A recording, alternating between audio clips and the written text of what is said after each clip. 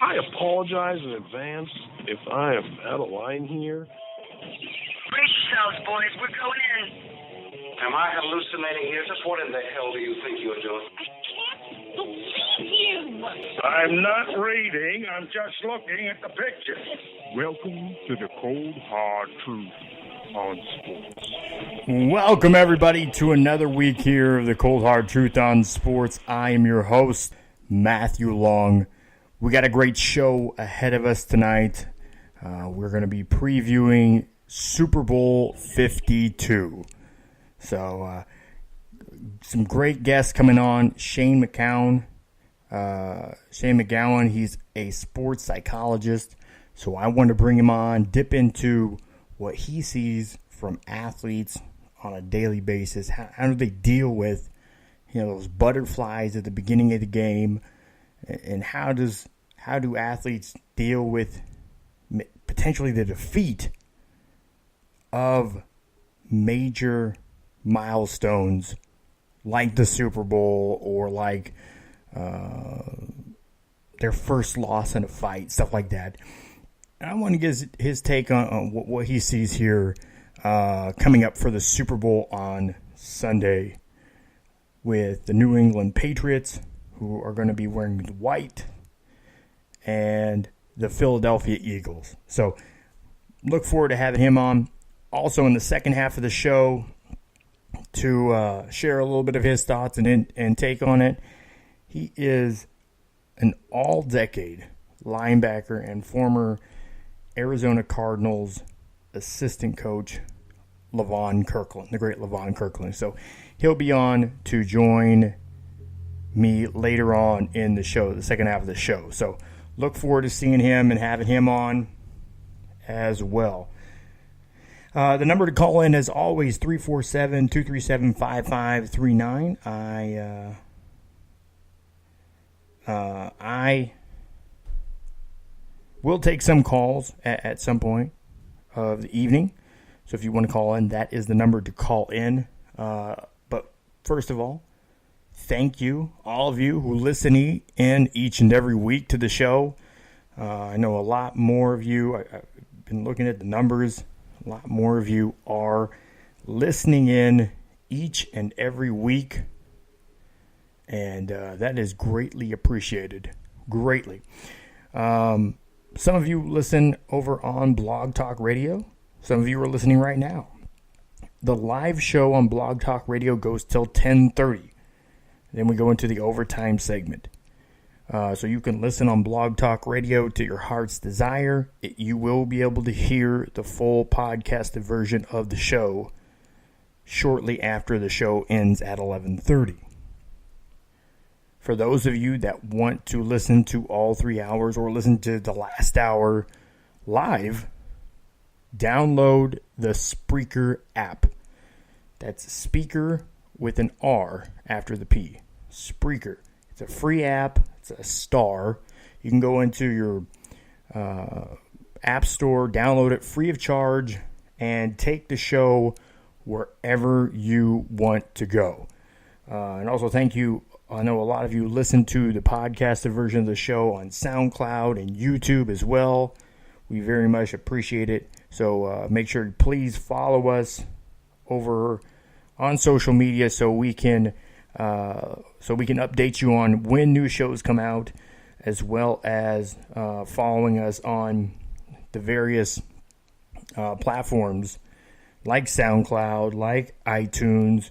So you get the updates on the new shows that come out each and every week. We also do, like for example, a perfect example, the national championship game. We did a special right there in Atlanta on Sunday. We did a special version of this show on Sunday, live from the Media Hotel. So we will be here every Tuesday for sure.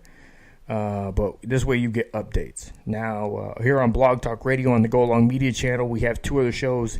Take That L shows on Wednesday nights and from 8:30 to 11:30, as well as the Boxing Source radio show, which is hosted by our boxing editor and football contributor, James Bell. who may be joining us a little later on tonight. I never know what he's up to. He's on Tuesday. He has a really busy schedule evenings on Tuesday, so we try to get him in here as much as we can. But if not, again, he has a whole show, 2-hour show on Sunday. Nothing but boxing. So look forward to all the guests that we have coming on tonight and talking about the Super Bowl. Also looking at some of these major moves that are being made in the NBA. What does this mean? And I'm going to recap some of the rumors. Some of the rumors that have been going on and things that I've been talking about for a couple years. Because evidently, 2-year-old stuff is news to some people. I guess if you've never seen the movie, there's always a first time to watch it, right? But it's all good. My regular co-host, Kevin Crest, won't be joining me tonight. He had something come up last minute, but I will give a little bit of his update. He normally does his update on the PGA Tour and Tiger Woods, so I'll give a little bit of update on Tiger Woods from this past weekend at Torrey Pines. So great show ahead of us. A lot to get into. I just wanted to start the show with a couple things. There are from the Shrine Game, from the East-West Shrine Game, and from the Senior Bowl. There are two particular players that weren't either in FBS or in a Power 5 conference that I felt needed to be at the NFL Combine. Now, the selections, the final invites go out by the end of January. So, there's a little bit of good and bad news with this. So, for those of you hearing this, and understand and become familiar with the two names I'm going to talk about here. Because it's very important that we take the time to make their names known. These are two guys, without a doubt, are NFL talent. One just got the invite, and I did retweet it over on my Twitter account, so you can see it over on Matt Long Sports. It was retweeted by our website and show page at the CHT on Sports, as well as our college football exclusive page at the CHT on CFB. 3 places to find stuff out about either what I'm doing, what we're doing with the site or show, or college football. They're on all 3 of those places. You can follow those. Each and every one of them will have special content, exclusive content for that platform, for obvious reasons. Now, I'm going to start out with the Senior Bowl, which is this past weekend. I know a lot of people were really geared up to see Josh Allen. And Josh Allen, some people were felt he fell flat. And it's one of those things is people want to see something on stage. They want to see somebody's performance. They have an expectation of somebody to do this above the clouds, wow, and shock and awe sort of performance. I know there's some people made some comments that Josh Allen didn't perform up to their expectation because he looked a little gun shy. He looked like the moment was bigger than him. He didn't really take charge and show confidence, which I don't have an issue with in a Senior Bowl. I don't think Josh Allen needed the Senior Bowl performance to really raise his stock, but he showed that he can make high-quality NFL throws. He can drop it into the bucket. He can throw some guys open. He has an arm to get it downfield. And he's an athlete. Not athlete-like or a little athletic. He is an athlete with a good arm and a good head on his shoulders. I don't have any questions about Josh Allen being a top half of the draft, top half of the first round, rather, pick. No questions. Which I'm certain he will be. There are several teams in the top half of the draft, and we'll see it solidify here more as we get along. Another quarterback that I paid extra attention to was Tanner Lee. He played this past year at University of Nebraska, coming over from a 2-year starter from Tulane. His numbers did improve. Statistically, he improved from his time at Tulane, which should be expected.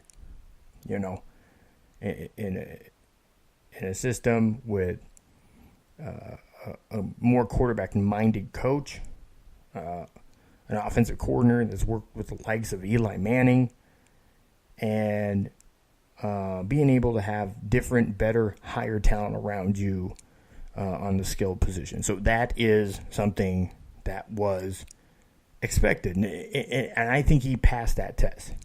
The issue is that I've had, and a lot of scouts have had, is he just looks on point at times and then other times not. And I think that this is a non-issue right now because he's a developmental player, okay? And he's a guy that you're going to see 2, 3, 4 years down the line making his push, given he's in the right situation, truly. Because he needs some work on some development. But his biggest issue is sometimes with the decision-making.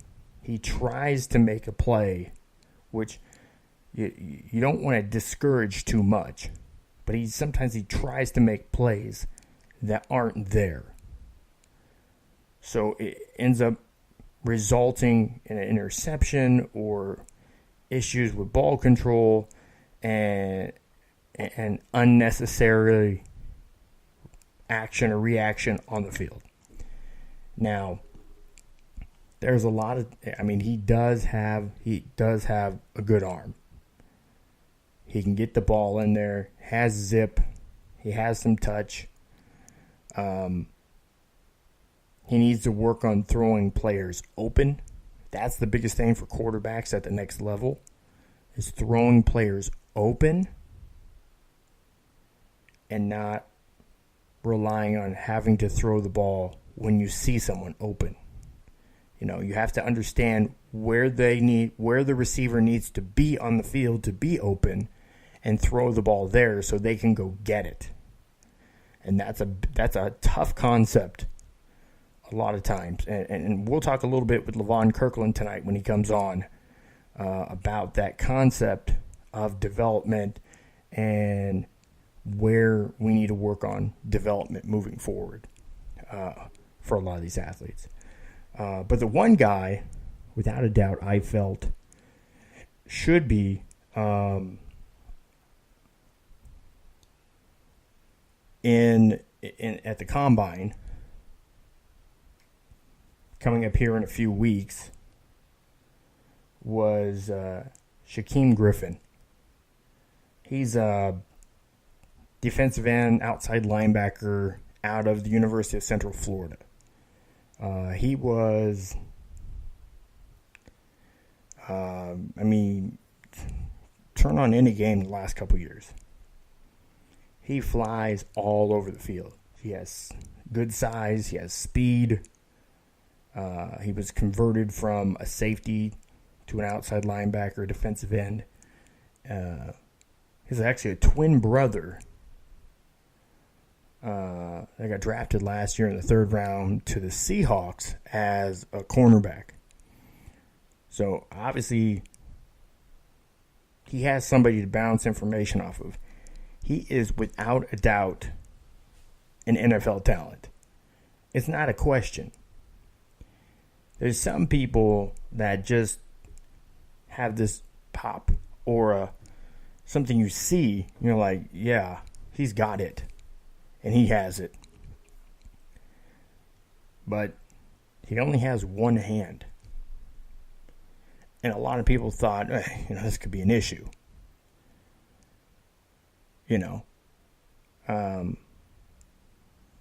But it's not.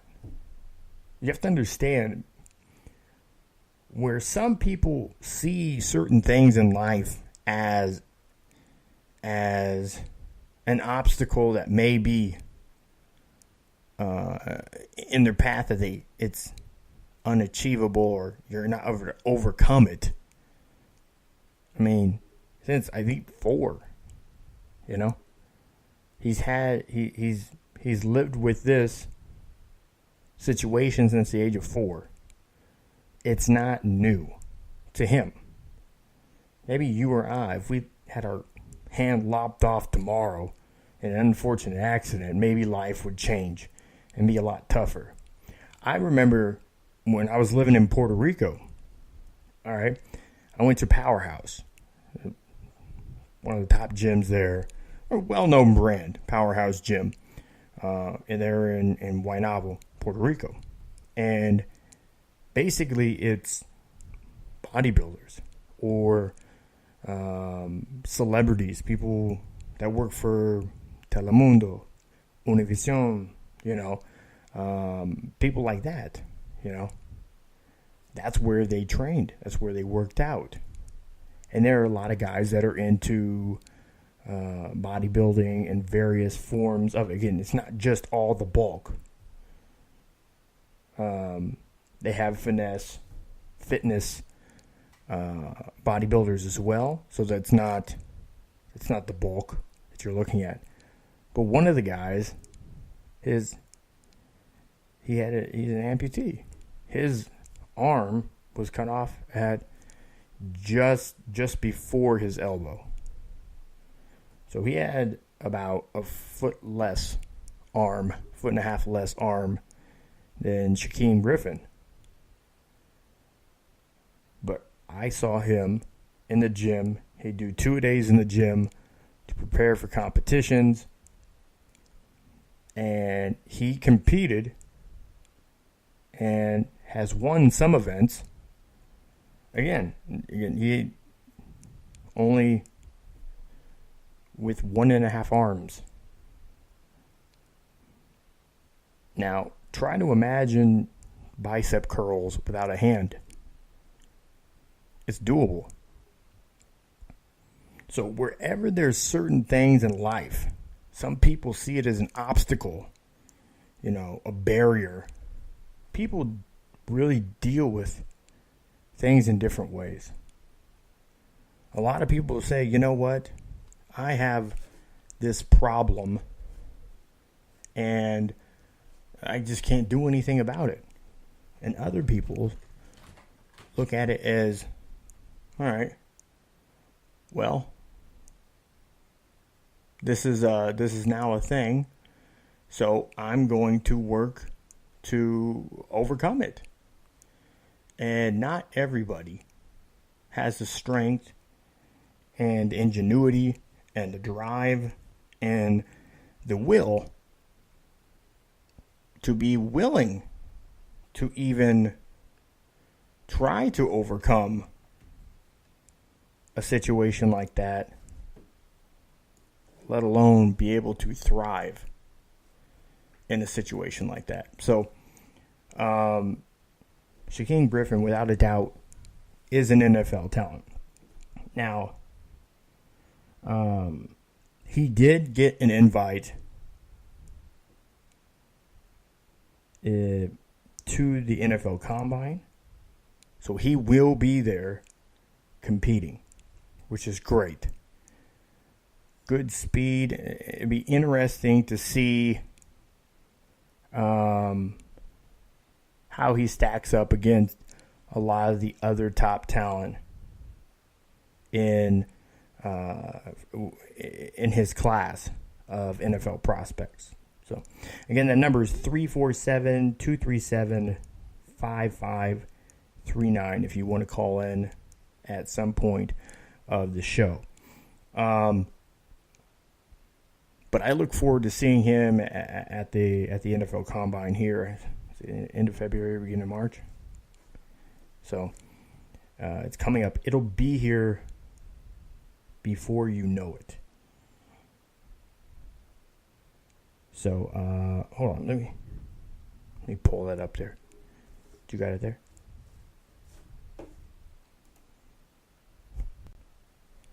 Some things are coming up on my screen and some aren't.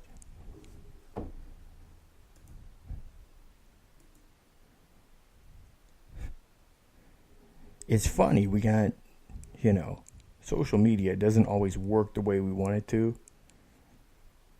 And on a social media tip, I will get into one thing here shortly. So he was, where'd it go? Yep. So Shaquem Griffin was invited to the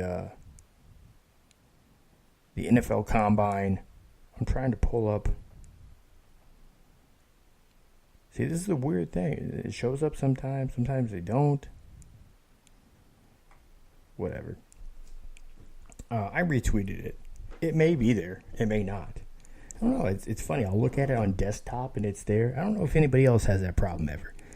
Sometimes I'll see stuff like that on desktop, but then I don't see it on my phone. Or I'll post and I'll go to check it on, maybe I post something that I want to retweet through the show or site account, and it won't show up. But then I'll go back to my profile and it will be there and has 5 or 6 likes. So it's weird how it works sometimes. But yes, when was this? Today. So around 1 o'clock, he announced it. He's had over 523,000 views on his clip, on his 16-second clip on Instagram. So definitely a guy you want to keep an eye on.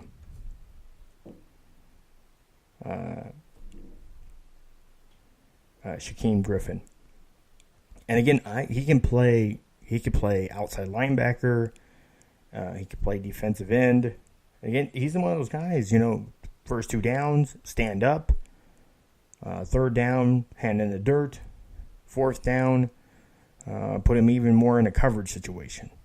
Again, he's a converted safety, so he has coverage skills. So, tremendous story there. Now, the other guy that I have seen between these 2 games, out of the East-West Shrine game, that I looked at, again, my first day there at practice was Wednesday, and I'm telling you, I walked out onto the practice field, I seen this guy make a couple moves, and he's diving for balls in practice, putting it on people. I mean, the guy was all out. He was all in. Going all out, showing he's all in. Commitment, kind of commitment that you want to see out of a prospect. Tremendous body control.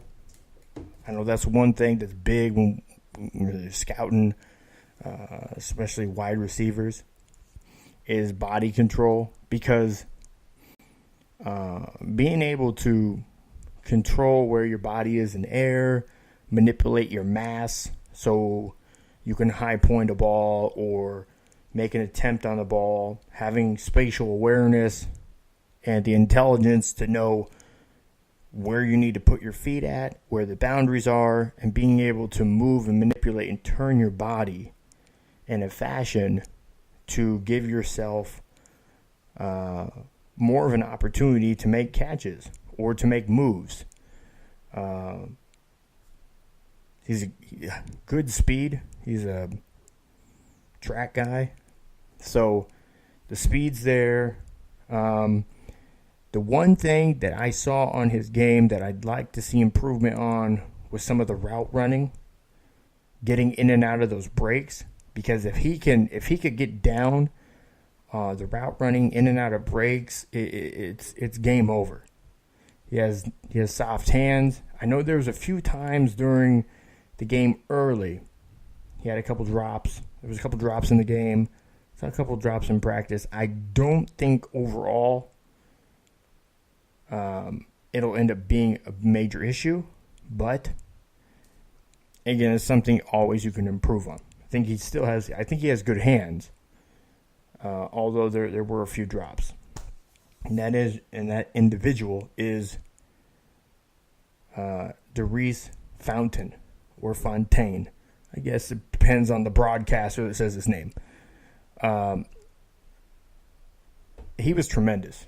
All week in practice, he was a standout in the game. He had my vote for offensive MVP. He ended up offensive MVP of the Shrine game. Tremendous standout. I heard Mike Mayock said, this guy definitely needs to be in the combine. Daniel Jeremiah. I mean, it's pretty much a consensus among the football world that he belonged in the NFL combine. I know I've done what I can to make my opinion known. And again, why I'm taking the opportunity again this week, as I have for the past 2 weeks, to bring up his name on this very show.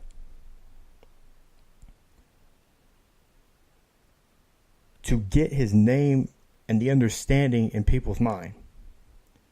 Now, I was just texting with him here just before the beginning of the show, and he did not get the nod for the combine. He did reach out to the NFL Combine office today, conversated with them about the potential of him getting an invite, and he did not receive an invite. And in the words of Stephen A. Smith, this is a travesty. A complete and utter travesty. And it is. Because there are times where you have somebody, there's talent that you see, it's so obvious, and you understand where that talent should be at and where they stack up amongst peers.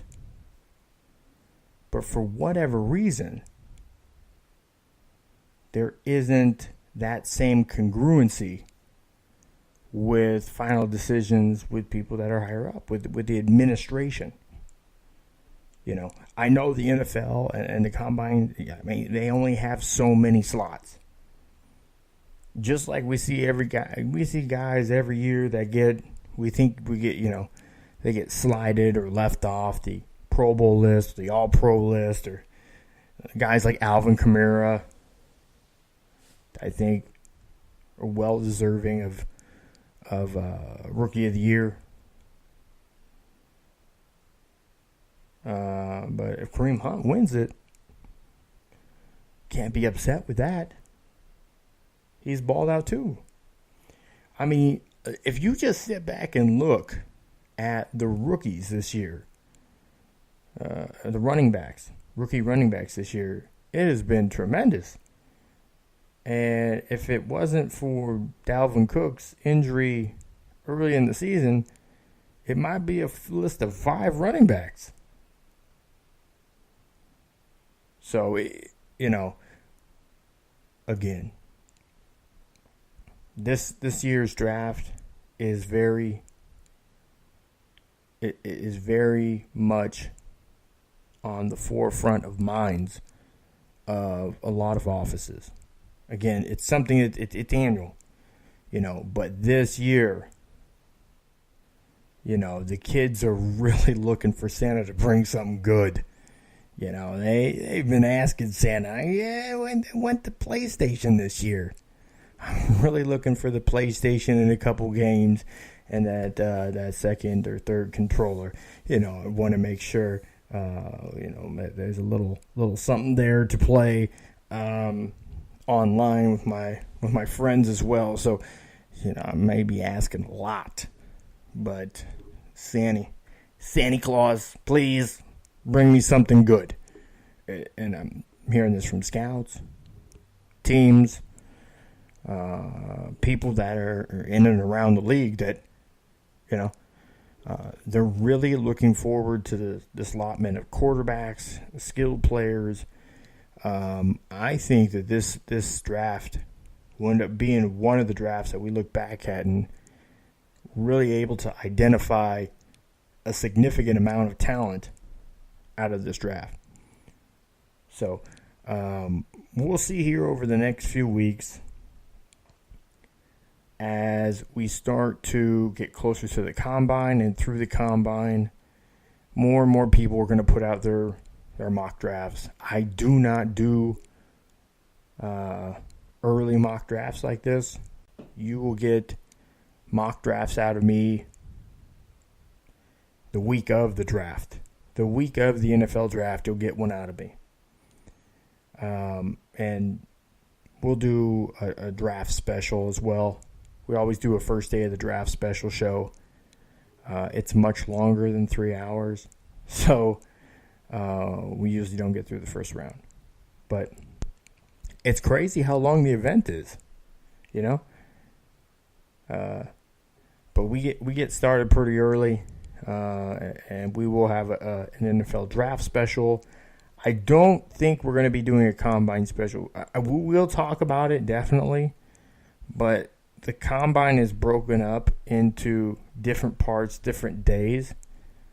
So unlike the first day of the draft, you can't cover all the positions on the one day unless you just pick the last day and recap, which we may do. I don't know. We haven't, and we got a month almost to work out those final logistics and stuff like that. So, we are working on, it will be content that will be in a show.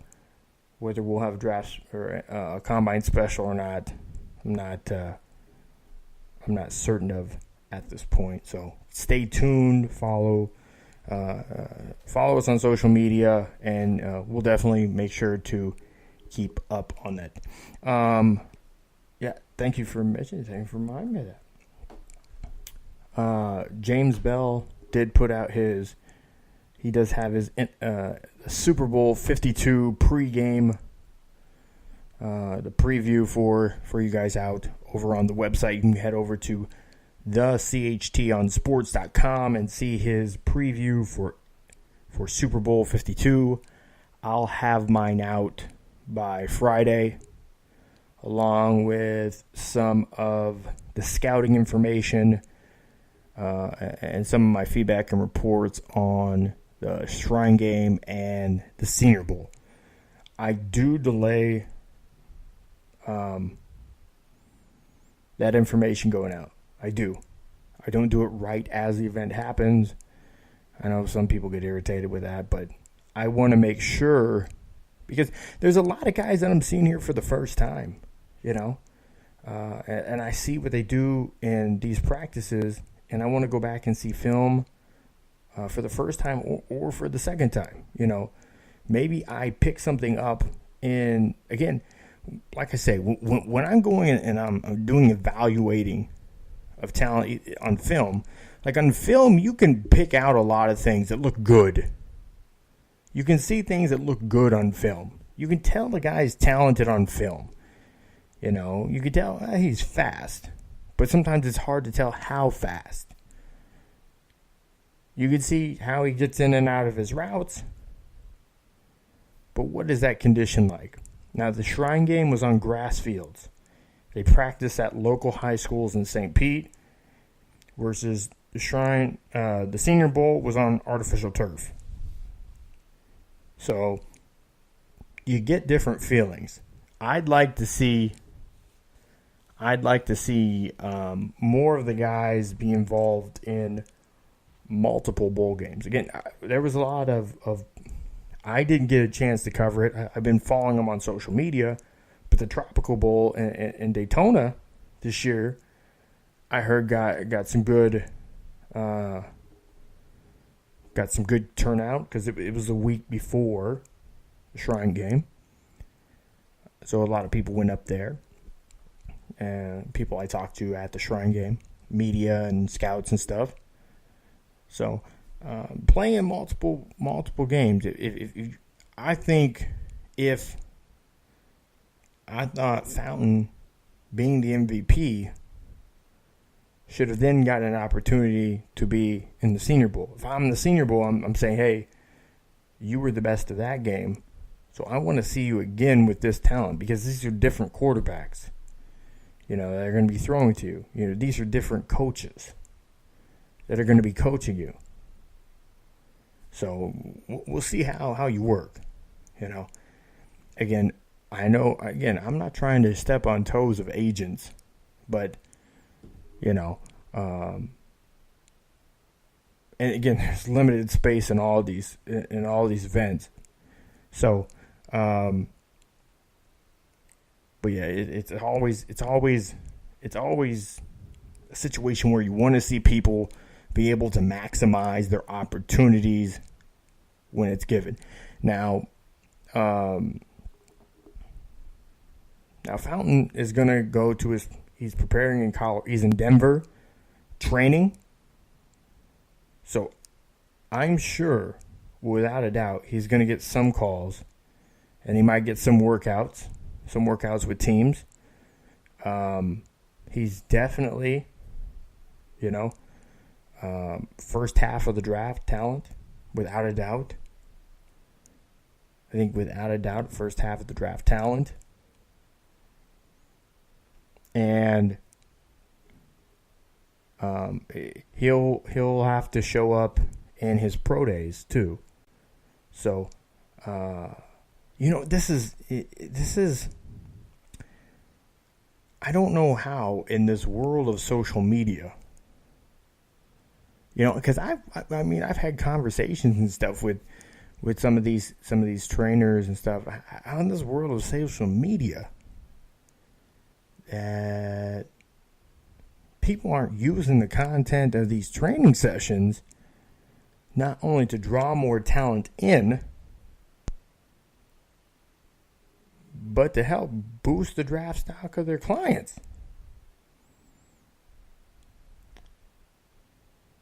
You know? So I don't know. Again, a lot of these places do really well with the training. They'll have a day, like, where's that at? You got that paper?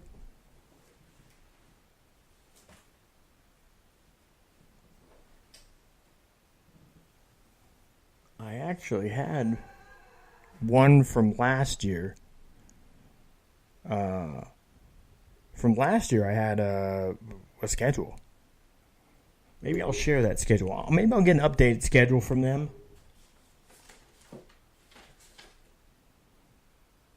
Where'd it go? It was right here. Did you move it? Yeah, it was with it. Anyways, that's okay. So essentially, there's a whole schedule. Like, there's days of the week that they have an hour or so block out on the daily training schedule. That's media.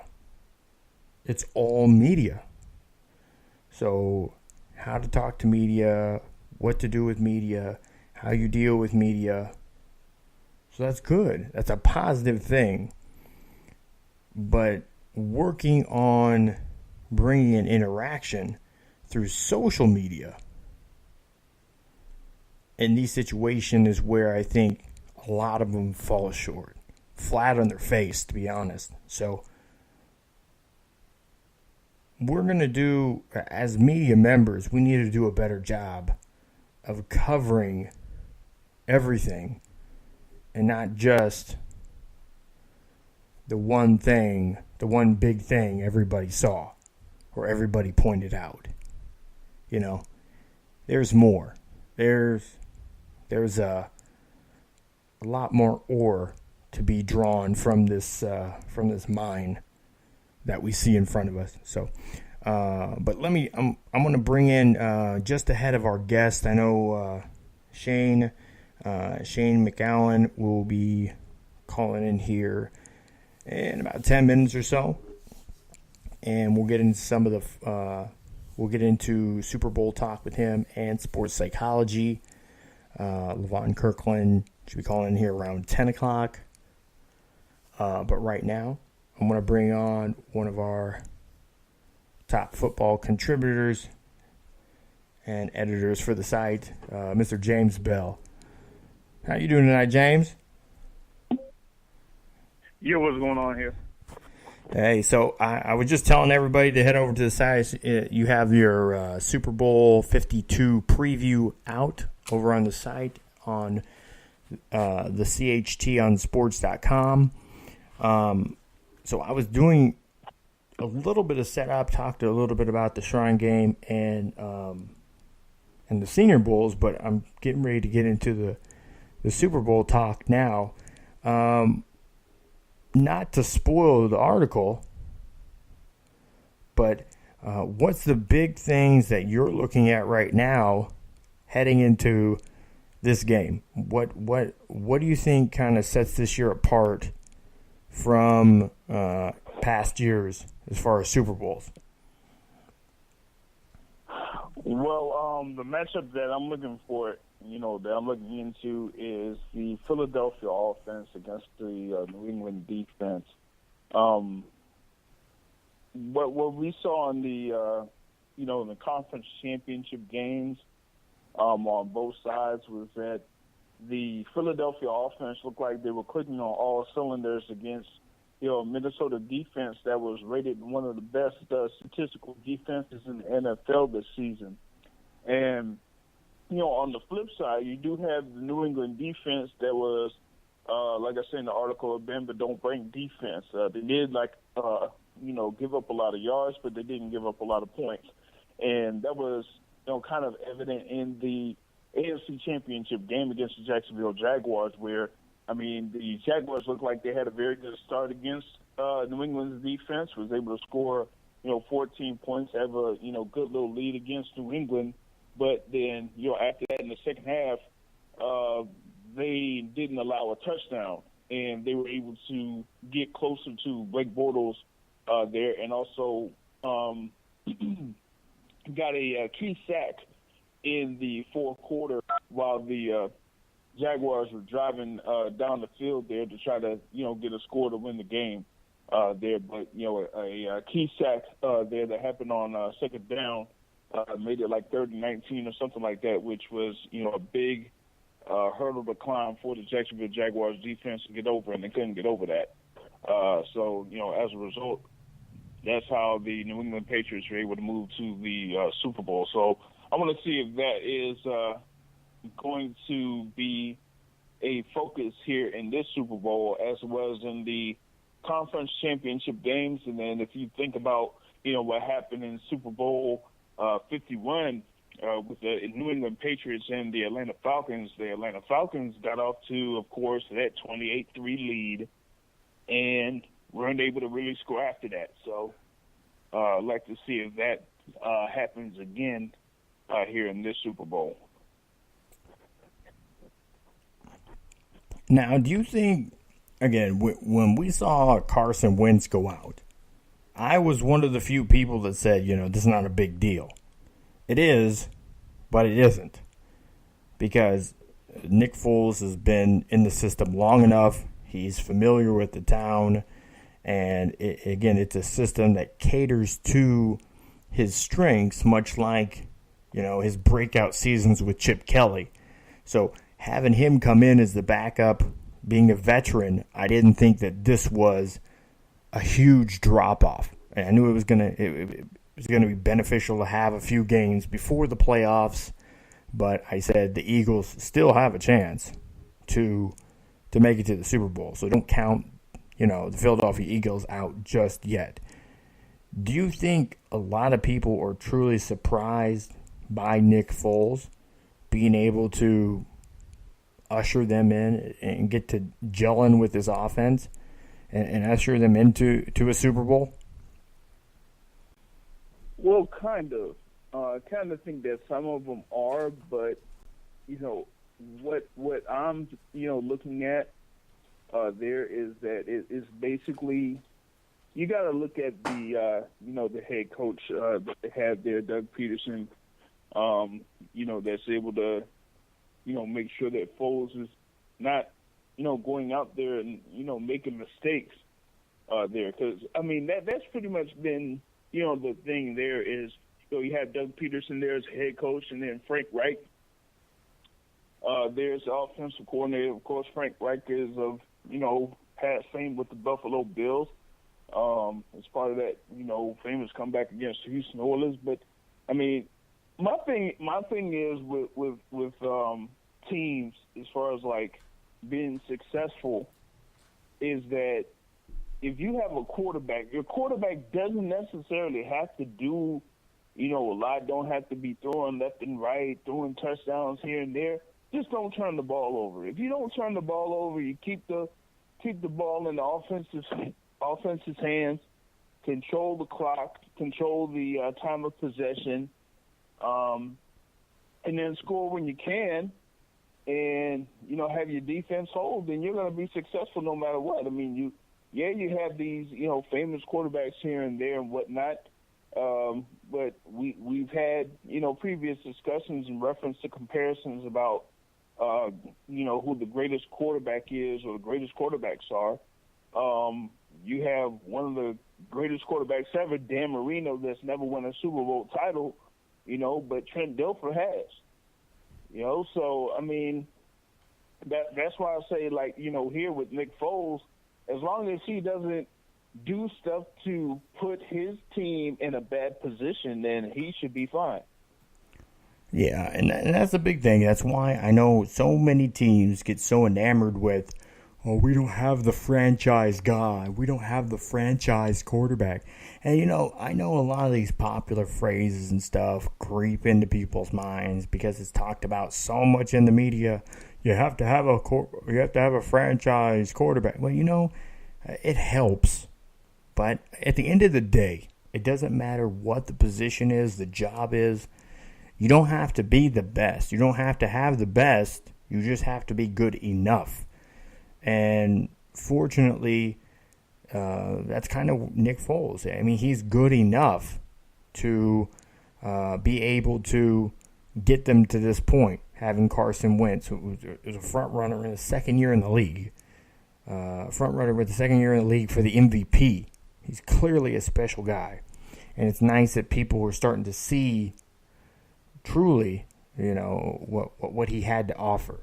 So, now Nick Foles can win this, and Nick Foles, for likeliness, is could be better than Trent Dilfer, as far as if you're going to compare careers and what they've done. Again, serviceability is a very important thing when it comes to having a particular player at a position, utilizing them to their strength. I know that's one thing that New England probably does better than just about anybody else, being able to find a talent and utilize their skills and abilities to benefit the team with that player's strengths. And so on that note, I want to welcome in first guest of the evening. He is sports psychologist, and he's a mentor to many, working on improving the level of performance for athletes and people alike. Mr. Shayne McGowan. How are you doing tonight, Shayne? I'm doing great. How's everybody doing tonight? Oh, we're doing great here. So, we're looking at the Super Bowl coming up here, and I was just talking about how, looking at how teams utilize talent. But what do you see from the clients and stuff that you work with to help them improve their performance, physical and mental performance? What do you see from them that could lend them a helping hand in being able to, find that groove or that system and perform at a higher level with the team that they're with? Well, exactly. I mean, you know what? When I come out of combine camps and I talk to the college kids and everybody like that, so we take it from there and say, you're going against somebody and many people that run the same speed as you, lift the same weight as you, same weight, same size as you, jump, everything. But what separates you guys? What's going to separate you from going first to going 30th? And that becomes now the mindset. That becomes how strong of the mental game do I have to go from that first play of the game to the last play of the game that I'm out there, that I still have that drive, I still have the smarts, I'm still disciplined, and I'm still focused, and I'm still in the game. That's where a lot of guys start to lack it. And as you get to the pros, the pace is faster, everything gets quicker, the bodies are bigger, the boys know what they're doing out there because they've been around long enough. They know how to manipulate you and do all these things. But as players that are on these teams right now, we look at both these teams, they're going to the Super Bowl. The biggest thing is they are connected to each other in which they trust one another in the system that they're running. So that means the coordinators that they're dealing with and all these coaches, they believe in what they have. They know what they're producing, and they're ready for the game action. And that's why these guys are where they're at. They are playing at that high of level because of the trust that they have in the coaches, but because they also believe in themselves, and they're not about to stop either. They're going to fight right to the end, and that's what makes this such an exciting game coming up this weekend. Now, do you see these teams as pretty evenly matched teams? I know a lot of people might think, oh, that's a dumb question. It's the Patriots who've won, they've played in over the past decade. What they've been eighth in the eight. They've won 5 or 6. Well, six. This is going to be number 8 for them. Yep. Yeah, so it's crazy. But I mean, it is. It's absolutely insane that you could have a team doing that. And so it's like, are they evenly matched? So I mean, because at one end, I mean, if you look at the player grades, just the player grades on both sides, who has more talent? I would say the more elite talent is an edge to the Eagles versus the Patriots. But the Patriots have a system, an elite system. They've always figured out how to make something work. I know people really worried with Gronk going out early, but they've been able to win without him last Super Bowl and throughout the last several seasons. So this isn't something that was brand new to them. It's not alien to them. So can you have that more talent and still have evenly matched teams?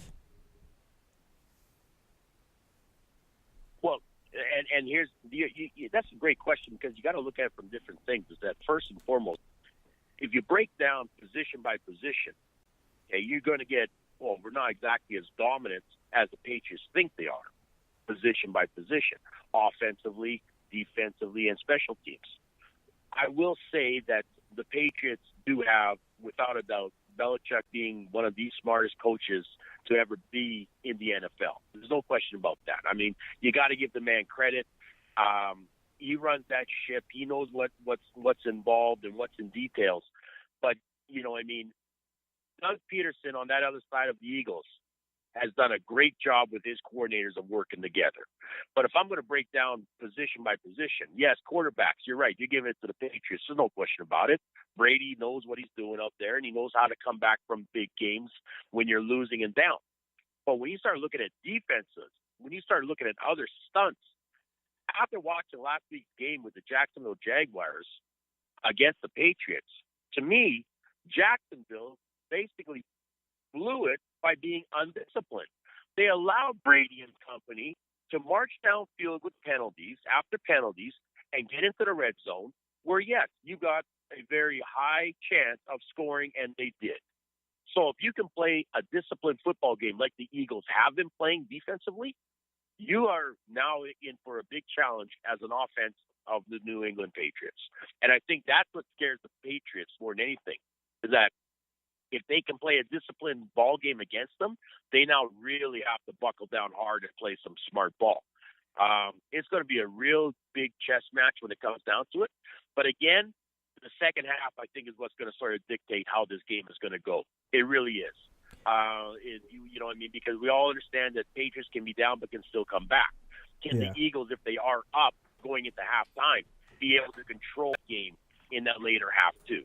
And that's what I'm saying is the halftime, as soon as you get to the third and the fourth quarter, it's going to become real crunch time. And let's see what we have inside of us, the discipline, the intensity, and are we still focused and in this game?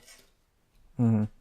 So what's some of the psychology that plays into this halftime? Because it's the longest halftime in football all year, pro or college, because you have an actual performance that goes on. Whereas, I know a lot of people didn't know, but this year at the College Football National Championship game, Kendrick Lamar was played. He was aired during halftime.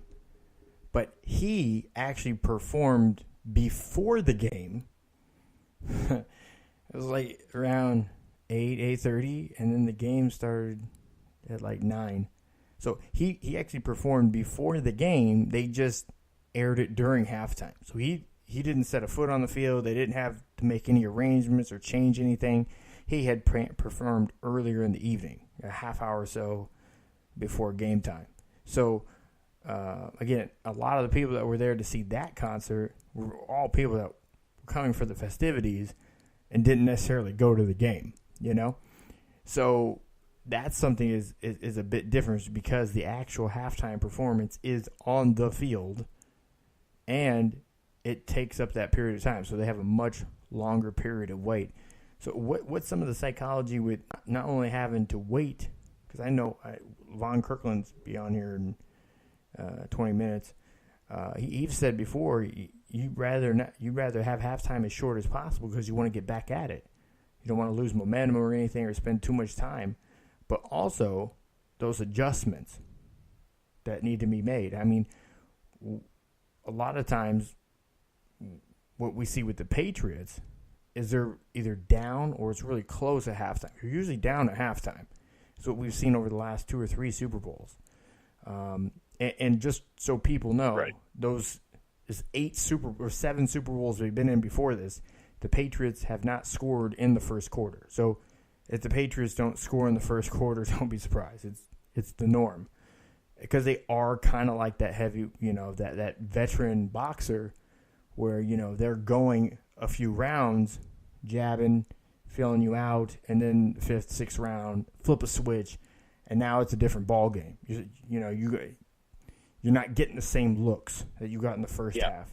So I think some of the teams, exactly, they spill their load a little too early. They get excited because they're up at half.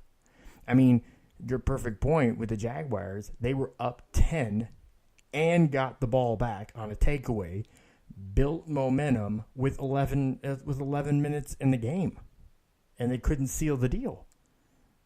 They couldn't even get down to get a field goal. So that's the thing. Yep. again, the halftime was important because they had the ball going into halftime where they decided with 30-some seconds on the clock, they decided to kneel instead of drive down and try to get a field goal, you know? And I think that, and I don't know, but kind of talk about the mindset, the psychology of halftime. Yep.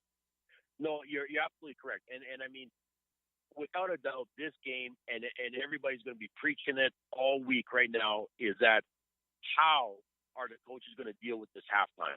Meaning, how are they going to, first and foremost, let the guys get in and get the adjustments made, whether you're winning or whether you're losing at that half or tied, okay? The adjustments are always going to be made. The biggest thing, though, is they can't necessarily rush those adjustments. They got to make sure everybody understands what they're going to be doing, stay a little bit more focused on it, and you're going to kill time that way that all of a sudden it's like, okay, guys, let's go. So those are going to be things that they're going to be looking at, too, is that the time they need to make that type of adjustments and who's going to get the ball back and et cetera. But, you know, when you look at what Jacksonville did, like I said, last week, to me, that also comes down to inexperience. That comes down to not having the experience of the second half of the game and being able to control it the way they should have. Because you're right, they should have been able to maintain by getting a field goal. Get yourself down at the field goal. Score something in that last part of the game. And they couldn't do that. They forced too many things. So, I mean, I'll say this. Coaches also get pressure. They feel pressure, and they make some bad judgment calls. Yeah, you can say he's been in the league for 20, 30 years, whatever you want. You still make some bad calls at times because of the pressure that's coming on. And I've seen that this year in the NFL in numerous games. So, I mean, really, when it comes to halftime, even the coach has got to kind of take a breath and say, okay, how are we going to do this in this next half? Because it's going to be very, very important. It's a biggest chess match for both teams. And like I said, Belichick's very good at what he does. There's no question about it. But I do believe Peterson and the rest of those guys also have a good chance at trumping him on certain things. And this is what's going to make it real interesting. And I hope it is that type of a game, which I think it should be and will be. Now, I know a lot of people, because Nick Foles and a lot of players on the Eagles roster, frankly, have never been in this situation. They don't know what it is to be in this environment to start out the game. They've never been in this high-stress situation where, you know, things seem to be moving faster. It means more. How would you suggest for your clients or anybody, if they're going into situations like this, what can they do to deal with that anxiety or those butterflies so this way they can start the game and perform the game most like they would any other given day, even given the circumstances? Well, exactly. I mean, the biggest thing is what you don't want to get that performance anxiety. These guys need to embrace the butterflies and those nerves and use it to their advantage, not against them. But you got to look and say the same thing. What got you here? Your playing, the way you played, the way you executed. You didn't give up the ball in the way, you didn't cough it up. There weren't turnovers. You played smart football. And you played control football, too. You controlled the clock and you controlled the pace. That's what got them there. So you're not going to change that. They've already done this. And this is the biggest thing that they got to keep reminding themselves over and over again.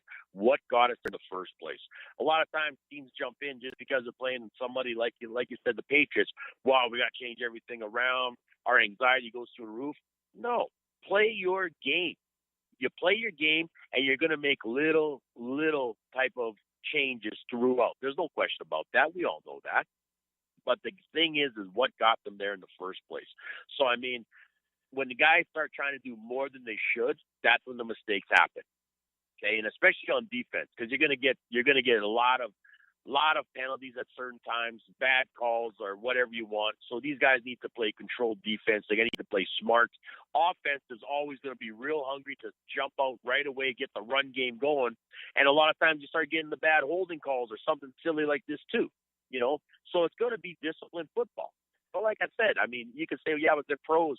Yeah, they're pros, but they're still anxious. They still want to do something. They want to do what they can to win this big game. They just have to stay composed. They got to be the composed athlete, as I like to say. Stay in control of your emotions that way. Don't block out the boos, block out the cheers. Focus on what's ahead of you. That's going to be the key. By the time this game's done, these guys should be exhausted mentally because they've stressed so much about trying to be focused, trust themselves, and play with high confidence. What is there a technique or something that they could do to help, cognitively maybe get their focus back on the game, on now, and playing or doing what they would normally do? Is there something that you could, a tip that you could give them or a technique to help? I mean, obviously, they're probably not going to be doing meditation on the field, but is there something that they could do to help clear the cloudiness and bring focus back to now? Well, right now, they got to practice this during training as it is. Look at the schemes that they're going to run right now during practices. They got their game plan. They got to execute everything. But this is it. You're going to notice this week, down there, how exactly are they executing the plays? Are they executing it like it's the game time, or are they just going through the motions? And this is where the coaches really got to be on them fast. Because if you're just going through the motions in some ways, you're not doing yourself any favors. You can't just turn it on come game time. Right now, they got to be hustling. They got to be right on cue, the targets and everything like that. And when they are off on that sideline and before they're getting on, they need to be looking ahead and saying, okay, this is what I'm going to do. This is what I'm going to do. They got to get themselves in that mode because it's exhausting as well, too. So you practice this as well during this time of the week. Come game time, it's not a shock to you. You're not going to be surprised by things. And that's the biggest problem that I noticed with a lot of guys that I work with in teams is that they've been shocked before because they didn't expect. Well, you know what? If you do expect things to happen, you're not going to be overwhelmed. You're not going to have to overthink. You're not going to question anything. You're going to say, okay, I got it. And now I know how to deal with this. That's what these guys need to start worrying about and working on. So like I said, there's a lot that's going to be going on this week, that's for sure, with the biggest game of the year. But these guys meant to be looking off on that sideline before they're out there and doing everything and staying in the game. You have to be in this game 24/7 right now. So we can say that obviously you got all the prep, and it all comes down to game time. So we're all anticipating the game time. But I think one thing that everybody's trying to keep out of their mind, if it's the fan of the team or the players or the coaching staff or whatever, is the outcome. More so the negative outcome. The outcome is the undesirable outcome of the game. These sort of situations, because it's so tough to get to a Super Bowl or to get to a championship level, obviously could have some unintended, undesired, mental blocks or psychological impacts. Could be traumatic for them. What would you say for those players that have gotten, or athletes have gotten to a situation that is at the pinnacle, the top level of their sport and fell short? What would you say to them, or how would you approach a situation with that athlete or athletes to help them move past a loss? Sometimes a first loss, because we've seen athletes like Ronda Rousey never came back from her first loss. Mike Tyson, you could even say he has he didn't bounce back the same way after his first loss. And Danny Garcia, we don't know. He has a fight coming up in February. We'll see. He got his first loss last year, I think March. So he hasn't fought since. So what would you say to the athlete that, knows that this may have been a lost opportunity, or they're in a losing situation where maybe they haven't had that, haven't experienced that before? What would you say to them to help them move past the loss and move forward with the rest of their career? Well, you know what? Like you said, I have always said this is that take the Super Bowl out of this one right now. But if we're looking at individual athletes, like you said here with Ronda Rousey, Mike Tyson, and others like that, you got to look at that losses that they first took and say, take it down after and let them explain how did you lose and where did you lose it at.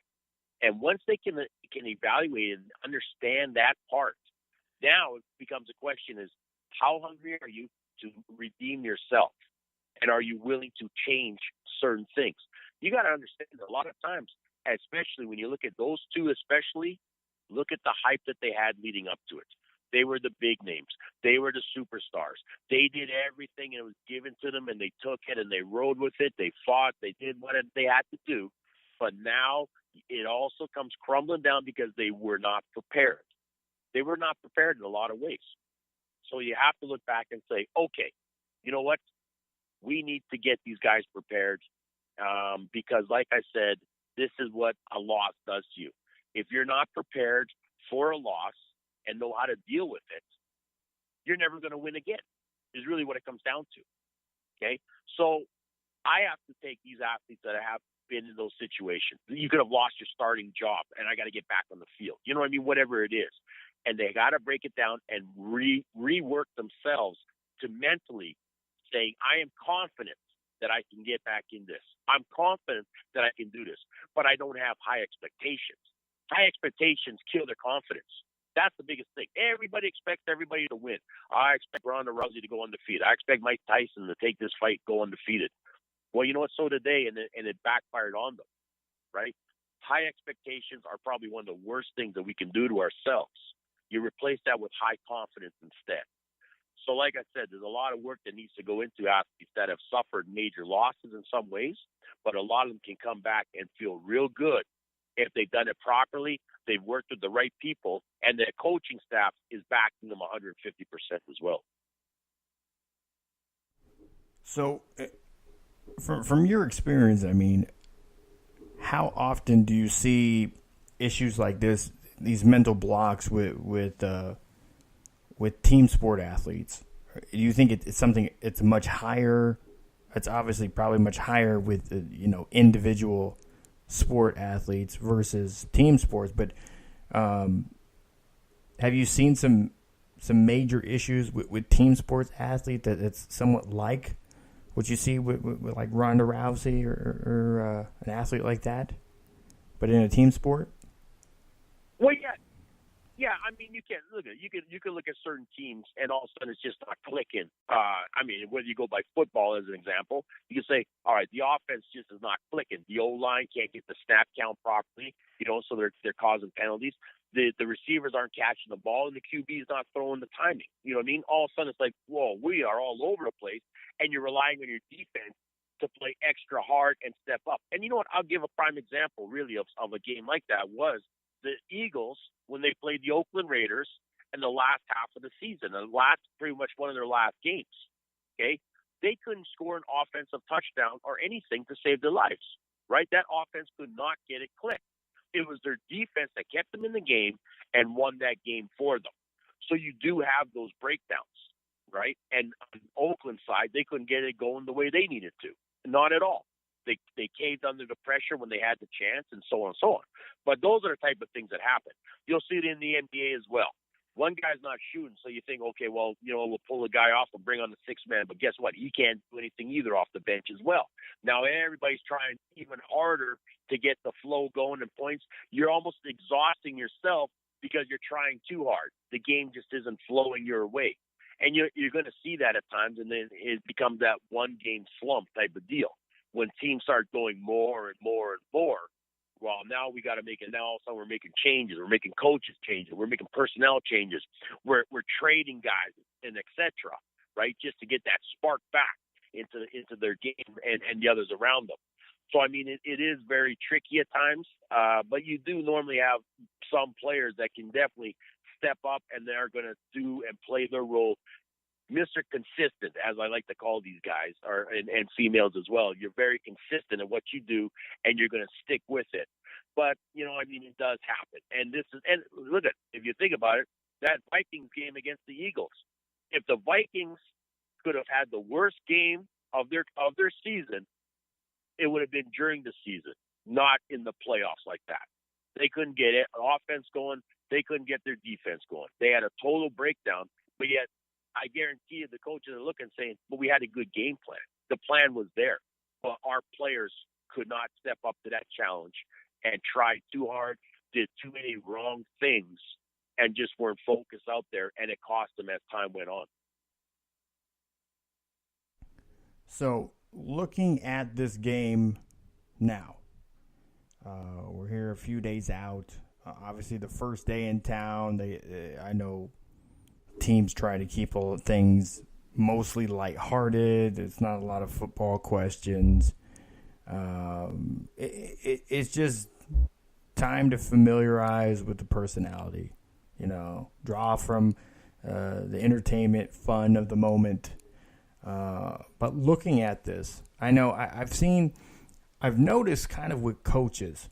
You see coaches or players, the guys that you're seeing leading up to the game, if they feel coming into a high pressure or tense situation, they feel pretty loose. I almost feel like they'd have an edge. Is there anything to that? Maybe guys that feel or look loose coming in. Do you think they have a mental edge or a performance edge on the other team? They aren't stressing. They're getting themselves relaxed. But the biggest thing is a lot of times I've seen this before, and I've talked with many of my athletes, is that stay relaxed, stay focused, and start finding the zone. And that's what these guys are doing. They're finding the zone. They're getting themselves into the zone. They're getting themselves into the game mindset, and that's what it is. The ones that are almost too jacked up, overthinking everything, getting themselves too wound up, they then are exhausting themselves, and then their bodies and minds are so stiff that they don't know how to react. Whereas the guys that are just playing relaxed, they're in that you can't do anything against them because they're that much on target. They're on the ball. Those are the guys that you just look at and go, wow. You know what I mean? Like that guy is just sharp. And the reason why is because he understands the importance of the game. He's not taking it for granted, but he knows how to find the zone. He knows how to stay calm and stay composed and not let anything get to him. And that's really what it takes. It really is, but it's something you have to train to get there. You just don't wake up and say, okay, I'm going to get into the zone. No, you got to train yourself to get mentally into the zone in that game, and you're just in your own world. So who do you think right now, coming into this game, obviously Patriots have a bit more experience with the moment and the situation, but who do you think, who would you give the edge to right now as far as mental edge coming into this game? Well, mental edge I would have to give, without a doubt, the Patriots, due to the fact that they've been not only as a team together, but they've been in this position too many times throughout the many years. And they're the ones that have that for them. It's now, though, can they rattle? Can the Philadelphia Eagles rattle the Patriots team by being just as mentally tough? Can they rattle them by being just as dominant and making some things frustrating? And that's what it comes down to.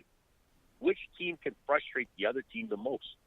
What defense can frustrate that offense, that quarterback, and stuff the running game a little bit more to make things a lot more challenging, into which you're just feeling frustrated, not only as a player, but as a coach too, calling those plays. So right now, out of these two teams, who do you like?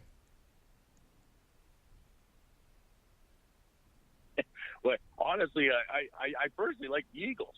I do. I like the Eagles in the way because I think defensively they can make a real headache for Tom Brady and company. And I think if that defense plays the way that they did play against the Vikings, offensively, Philadelphia feels comfortable in doing what they do. They don't feel like they need to force things because their defense is playing that strong. And I think that's a big difference. If you feel that your offense has to go up there and force things because the defense is lacking or whatever it is, it changes the dynamics of the game naturally. But I think if they can look back and say, oh, man, our defense is just on fire. They're stopping. We're getting the ball back. Great field position. Get the field goal. You know what? Let's get the touchdown. Whatever it is, you feel great. And I think that's what I'm saying. That, to me, is where I'm seeing Philadelphia. I know that they're the underdog and everything like that. I know they're going into hostile territory because they beat the Vikings, too. But to me, if they can come out there and play the way they know how to and feel that good about themselves, they really are going to give, I think, the Patriots a big challenge that I think a lot of people weren't quite expecting. So it's more so in order for if I'm getting this right, I'm trying to read between the lines here. I'm trying to do my best job of sit back and listen to while you're on the couch. Here's my assessment. If the Philadelphia Eagles can do enough to not lose the game and can stay focused and play their football, without a doubt they can beat the Patriots and win the Super Bowl. Am I hearing that right? That's exactly correct. That's the way I see it. See, that's reflection, Anybody in a relationship, you want to work on that reflection, Let them know what you heard so so that people can appreciate what they're saying is important. So thank you so much for coming on tonight, Shayne. Let everybody know where they can find you, where to follow you at. I know I do most of my following of you on Instagram. I know you guys great motivational pieces and informational pieces that you share every day, sometimes multiple times a day over on Instagram. But where can people find you and seek you out for services? Yes, you know what? Yes, you can reach me at my website is www.mentaledgeperformance.ca. You can email me, coach@mentaledgeperformance.ca. My Instagram is Shayne, SHAYNE, 7551. You're right, follow me. You're on there. We're all on friends and things like that, so just click on it. I do try to post as much as I possibly can just to educate people and let them also realize that, you know what, it's not always about athletes themselves, but let's look at ourselves too, just general people, and say, you're right, I do lack confidence. You're right, I do lack some motivation. I do need some inspiration and things like that too. So that's exactly what I'm trying to do, is give everybody a better perspective of life in some degree too.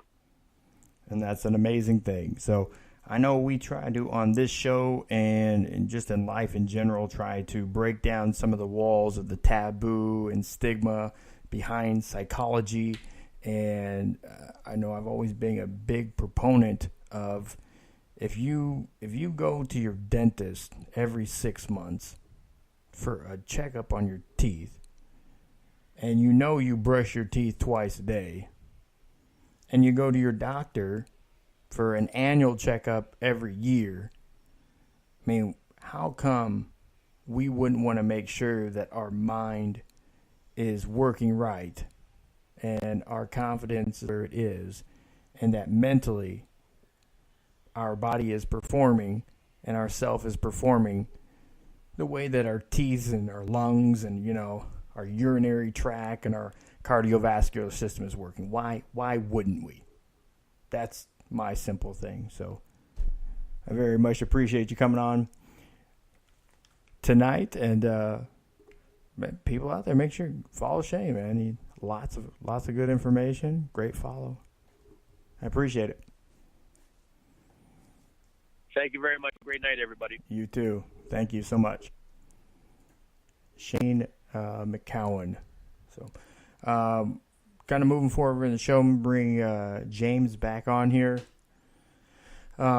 just ahead of Levon Kirkland joining us this evening.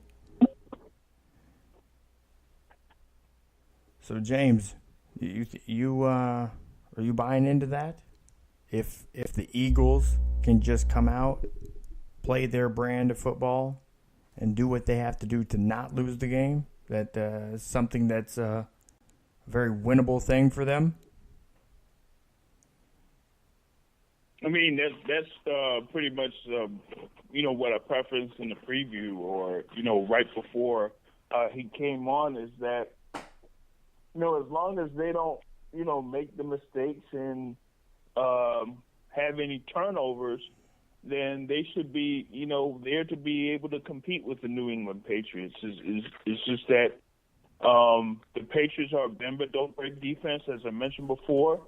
But one of the other things that I mentioned in the preview is that, I see that the Eagles have the offensive weaponry in order to score in the red zone, which is something that the New England Patriots are very good in. So I would, have to figure out if they're going to be able to force turnovers on New England and then be able to capitalize on that. But as far as like Nick Foles goes, like I said before, as long as he don't make mistakes, then he should be, pretty good. Yeah, and that's having a quarterback or a backup quarterback and having somebody at that position is pivotal. Again, like I say, a guy that is serviceable. We got a bit of breaking news here. Just being told that, and I've seen this. This is being reported by CBS Sports, first reported by the Kansas City Star. The Washington Redskins are making major waves in the quarterback market ahead of Super Bowl 52 and are trading for quarterback Alex Smith. Again, that's according to the report from the Kansas City Star. So we'll have a little bit more of that as it develops here during the show. Again, they said it's almost certain that this means that the Cousins era in Washington is over. So a bit of breaking news there tonight. That's pretty big, pretty stable guy, stable quarterback for the Redskins to have there with Alex Smith. Made to a couple Pro Bowls. He's you wouldn't necessarily know it from his play, but he's a really athletic guy, and he's fast, straight line speed, fast. Like talking about 40 time fast. He's a fast guy. Most people don't pick that up. He is more contained and good with his decision making, which makes him a game manager instead of a guy that's going to sling it more and take more risks. But they've won a lot of football games. He's won a lot of football games there with Andy Reid. He won a lot of football games with Harbaugh before that, and now he's heading to Washington and looking to do more of the same with Jay Gruden. But let me welcome on our next guest of the evening. He is an all-decade linebacker, played for the Pittsburgh Steelers. He's also a former assistant coach with the Arizona Cardinals and continues to work and mentor with up-and-coming and athletes all over the United States. Mr. Levon Kirkland. How are you doing tonight, man? I'm doing well. How you guys doing? We're doing great. Good. Glad to hear it. So, Alex Smith to the Redskins. How does that play out? Yeah, that's a surprising move. I'm not quite sure. No, I would have never guessed that would happen, but crazier things have happened in the NFL, so you should never be totally surprised. But man, it's just a risky move. So we'll see what happens. But I like Alex as a quarterback. I like Cousins as a quarterback, and as a former player, it's so important to have a great trigger guy. So important to have a guy that's going to have the ball in his hands 100% of the time to be a great quarterback or be a guy who can lead you. So, you could do worse. Let me put it that way. Do you think this does anything to hurt Cousins' stock? I mean, for them to franchise tag him, what would have been 3 years in a row, which is what they said they had planned on doing. And, right. I mean, his agent, they came back with essentially $19 million per year over 3 years, first two guaranteed, last year not. Basically doing exactly what they would have done over this time, just paying him less, not having to worry about the salary cap increase over the last 2 years, and still been able to trade him at this point. Do you think that says something about maybe the prospect of where they see him? I mean, obviously, if you're going to pay him franchise tag money, he's not a slouch, but does this say something where they feel that he would be as an elite quarterback in the league moving forward? Are you talking about Cousins? Yeah, Cousins.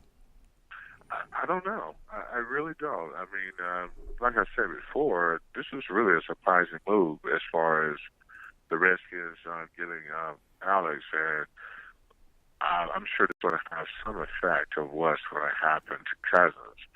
I think Cousins is a very good quarterback. I don't think he's A-plus superstar type of quarterback, but I think he's a decent quarterback. So, I think they did see something in him, because they did franchise him, but, I say when you have a good quarterback, you keep him as long as you possibly can, but I think maybe they're thinking they can do better. Who knows? Yeah, it's going to be interesting to see how this unfolds moving forward. You'd think getting Alex Smith, at least for early rounds, might take them out of the hunt for a quarterback. Again, we saw them just a few years ago get RG3 at the first round and Kirk Cousins in the third round. So this may do nothing to change how their draft board, it ends up when it comes to that day in April when the little bell goes off and they have to turn in their card. So it is it was a shocking revelation. So be interesting to see how this pans out. GMs lose jobs. GMs can lose jobs this way. Yeah. They can either be looked at as a shrewd move, very smart move, like draft day, or it could be like, pack your bags, honey, we're moving. So we'll see what happens. And, I've always thought it was it's an interesting concept. There's most industries that we see, you'll sign a non-compete clause in your contract. So if you quit or get fired, you can't just leave and go to your competitor. Well, with the NFL and college football does it the same way. There isn't a non-compete clause. So this way you can have mobility because of the level of uncertainty in that comes with, that comes with that suit. Do you think this is something that maybe the NFLPA tries to push in to create? Could use some of this as leverage to create some more of the guaranteed money? I know they've been pushing for it, the last decade or so. Not so much with success, but still, you think they can get to the point where they get more guaranteed money for the players, or even coaches are fully guaranteed. You would like to think you would like to think that that's where we're moving to as far as NFL players' contracts are concerned. But I don't know. I think that's going to be a tough battle. You know, it should be in a lot of ways. And, you know, I know owners are saying, hey, guys get hurt, blah, blah, blah, about football. But maybe this will be something that will help that moving forward. But that's going to be a long, tough battle there. Yeah. And and again, it's tough to compare sports. I know baseball's fully guaranteed. You got basketball, it's fully guaranteed. Much different sports. Not nearly the same. They say, you know, because it's more high impact and we could get hurt more, we should be guaranteed because we put more on the line. Because of the nature, the hazard of the job. But at the same time, that same hazard creates more liability too. So again, that's where the big struggle comes from. You know, I mean, if you look at it from the other side, you hire somebody to come mow your lawn, and you don't know if they're going to be there for the next 3 months, and you might have to have somebody else mow.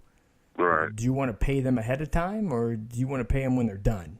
So that's kind of the concept. You know, they're looking at how do we make it work, and right.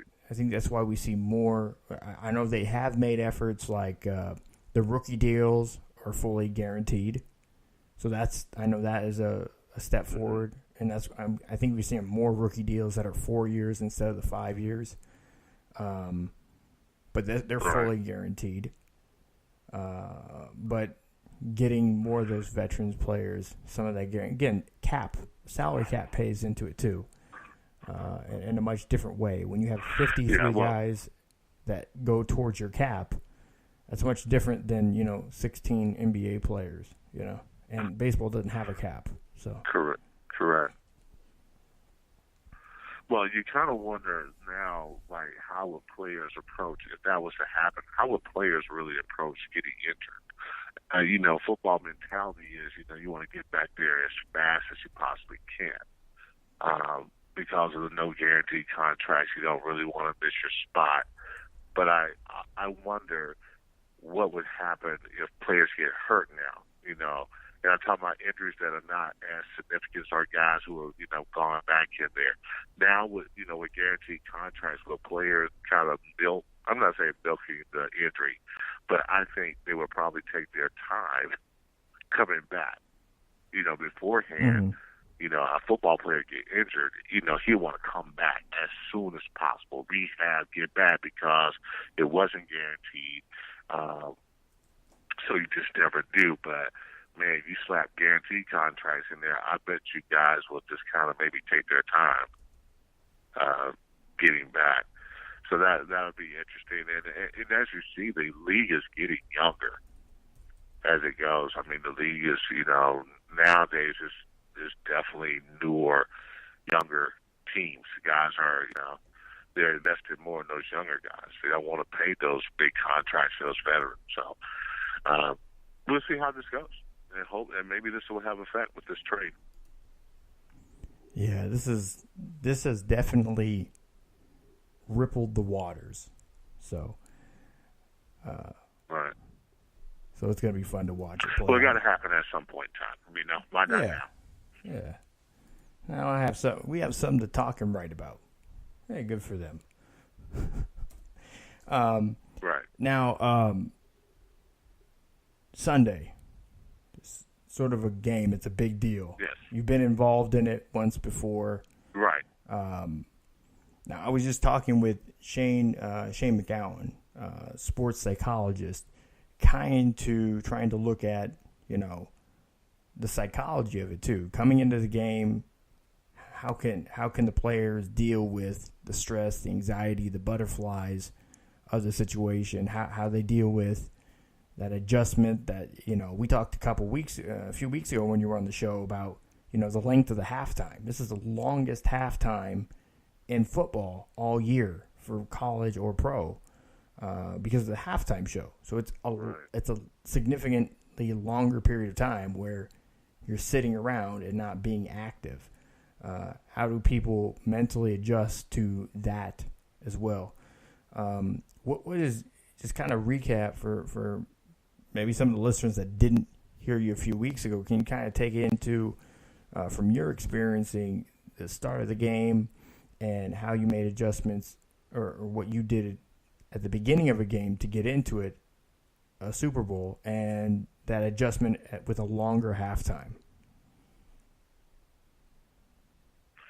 Well, I usually tell this story about what happened to me right before the Super Bowl. I don't think I shared this with you last time, but we're getting ready, and I think, the first couple days going into the Super Bowl, like that Monday or Tuesday, my mindset was to really enjoy myself, enjoy the media coverage, enjoy being in Phoenix, and enjoy and embrace being in the Super Bowl. But once Wednesday got there, I tried to basically do the same thing I did at Pittsburgh. Really follow that pattern, the way we approach practice. And we had some great practices during that time, I think it's hard not to have a great practice during the Super Bowl. But leading into the game that Sunday, Matt Millen was, he was doing some radio, and I talked to him a few times, and this guy named Alboy Mays came up to me, and he said, "Do you know who Matt Millen is?" I said, "Yeah, of course." And Matt played inside linebacker, similar to what I did in the NFL. And, I was still, a young player going in my fourth year, a solid starter, but not quite the player I wanted to be at the time. But I was playing well down the stretch. And he basically told me that, hey, Levon, he said he thinks you're a dark horse. He said, but you're seeing the right things, but you're not trusting them. And he told me to trust my eyes. And I've never heard that phrase before. And that was my aha moment. Right before the Super Bowl, he told me to trust my eyes. And, I took that and I ran with it, but I was still a little nervous. And I think when you get that first series out the way, then it becomes like you got to kind of treat it like a regular game, even though it's for the Super Bowl champion. It's for the Super Bowl, and it's a big deal. I think essentially the game is, you got to treat it like a game. You got to go with the game. You can't make the moment too big. And I thought that for the most part, we did do that after we settled down. It took us a little time to settle down. And I think sometimes when you're a team that hasn't been there a little bit, it's a little nerve-wracking because you kind of so much anxiety, so much stress, and sometimes guys buy into that. But once we settled down, I know as a defense, we actually did a really good job against the Cowboys. And if it wasn't probably for two big turnovers, we would have won the game. And going into that, I think like Bear Bryant always say that most teams lose games. Not so much that the other team wins, but a lot of times, if you look at games, there are crucial spots where teams lose the game.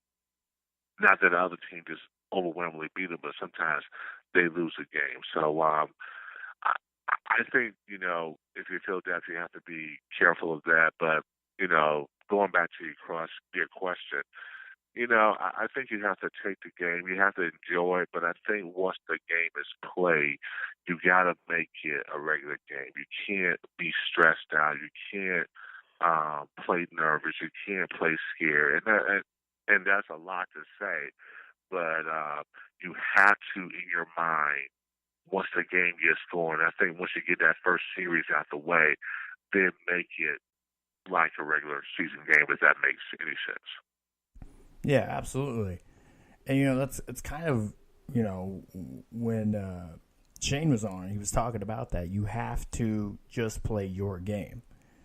You can't try to do more than you would normally do, and you definitely can't do less than you normally do. You just have to play your game. And I think Peterson was talking about that as far as their mentality coming into practice. They did full pads, full contact practices, which, some people have said is not the right move. They should be able to get a bit more time for recovery. Shouldn't be hitting each other during this time, so they'll be fresher for the game. But kind of your point, why would you get out of your regimen? I mean, successful people are very much a creature of habits. I know athletes are as well. I mean, if you know something's working and you're doing something a certain way, why would you change it before, one of the biggest moments of your life? Why would you be different? It wouldn't make sense because, Pete Rose, it was funny because Pete Rose said, when you get to the big leagues, people always want to change stuff and do stuff. We always tell people, never change your swing. Your swing got you to the big leagues. How you hit it, where you stand, you can make some adjustments, but your swing got you there. Don't change that. That's what you've been used to this long. So stick with that consistency, and then you can develop and move on from there. So I think that is probably the best advice for them. Oh, I think that's right. And who's to say what's right for one team and to another team? I think as a coach, I think what happens a lot of times, you talk to other coaches, and other coaches give you tidbits on what you should do and blah, blah, blah, because this is what they did at the Super Bowl. But I think essentially, as a coach, as a head coach, you do what you do. If you go in full pads, go in full pads. Do your routine. It's your Super Bowl. It's nobody else's Super Bowl. I mean, it's good to get advice, but I think you take in something. 90 seconds. You can't give everybody's advice because their team is different than what your team is. You have a pulse of what your team is as far as what you want to do in practice. Now, there may be some logistic things you may try to do, but I think at some point in time, you got to be yourself, and you got to do what you do. Whatever got you there, you got to do that. And you got 60 seconds. Maybe can counteract some of the stuff they did, but I think what you have to be is you got to be aggressive, and you got to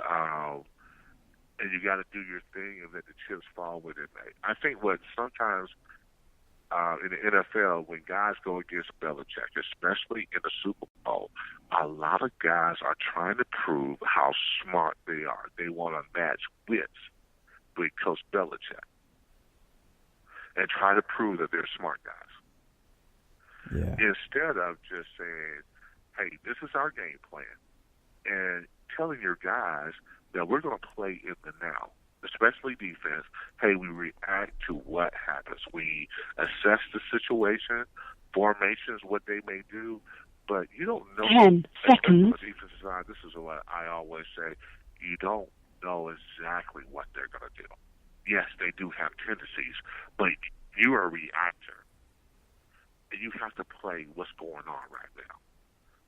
Offense is a little different, but I think essentially you have to play, or you have to fight the battle that's going on right now in the present. So hopefully Doug does that.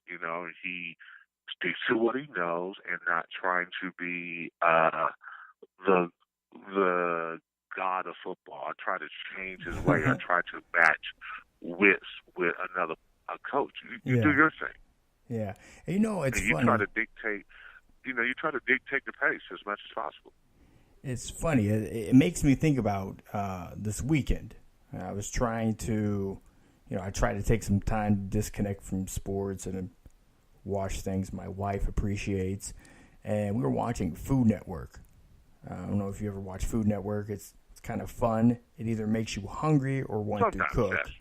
But they have a show called Chopped. Right. And they have an interesting new twist on it. It's Chopped Food Science, and the food science guy on Food Network is Alton Brown. He's the guy. He hosts a lot of the celebrity chef shows, and he talks mostly about the science behind food.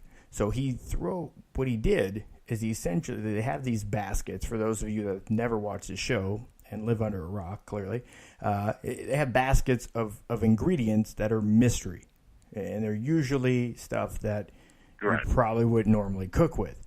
Well, obviously, this is a food science special, so he's going to be extra unkind, I guess, to lack better phrasing, to the contestants. And what he does is he will put in traps. Like he'll give them, instant mashed potato flakes, because he's setting up a trap for them to, I want you to make mashed potatoes, and you're not going to get points for that. Like you're going to be marked down for that. Here's an ice cream or cookie dough ice cream sandwich. If you make a cookie for dessert, obviously you fell into another trap. And I think that's oftentimes kind of what you're saying, that coaches or people in general want to prove something so much at a given time that they fall into this trap of trying to battle or even show off to an extent and get lost in the moment, and the moment surpasses them. Because as much as it is a mind game and a chess game out there too, like you've said, like Shayne has said, many people said, if you stick to what you do well and you do you, then it ultimately is going to come out in the end. Just don't make the mistakes of getting ahead of yourself or trying to be something you're not, and you should be able to prevail, if all things are equal, Right. So, you look at the Patriots formula, and I look at what they do is they really make a whole lot of mistakes. Yes, of course they got Brady as a quarterback, but they don't lose games. They don't really do things that just, put them out of the game. They're going to hang around to the fourth quarter, and they have Tom Brady, and they figured that, Tom will, he'll get them out of that situation. But also for the rest of the team, they make the plays they're supposed to make. They make their catches. They do the routine stuff. And then they also don't beat themselves. They just don't beat themselves. They allow other teams to make the mistakes. They don't make mistakes. They really don't. So, this will be a tough task for Philly, but it won't be an impossible task. It really won't. You just got to, I know it's to say, well, you just got to go out there and play. You just got to go out there and execute. And you got to want this more than they want it, but not be, not just go overboard or play stressed or try to do more than you're supposed to do. Make your plays, do your job, and you have a chance. And I think in the moment, I think that's maybe the toughest thing for people to do is just to be true to themselves in the moment.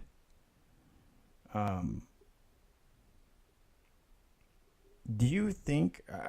Because we've seen this with the Jaguars. I think the Jaguars had everything it took to definitely win the game. Being up 10 with 11 minutes to go, gaining more momentum from a strip, and getting the ball. In most people's minds, think now we have an opportunity to close this. Do you think maybe teams get too overjoyed or too excited in moments because maybe now different or lack of preparation or experience, that maybe they allow the game to get away from them, and that's really what the Patriots kind of take advantage of? I mean, you think that could be the case? I think that was it. I think that experience factor was probably the case for the Jacksonville Jaguars, not being in that situation before, being fairly new to the playoffs. They were playing very well. The formula was working. But I think sometimes players do get caught up in it. They do get caught up in like, oh, we're up, or they kind of let down. And you just have to know in that situation, you just can't let up. You can't let down. You got to continue to play no matter if you're up by 10 or you're down by 10. You got to continue to play. And then at the very end, it will play out. But I think, yes, as a young player sometimes, or as a young team, or as an experienced team, you tend to get caught up a little bit. You're up. Everything's going well for you. And I think they kind of started, pressing a little bit. The pass interference, they let them drive. And I think a lot of times you got to understand the situation and play the situation. And I just think they didn't really play the situations. I think they kind of got a little caught up. I think they did get a little conservative in the third.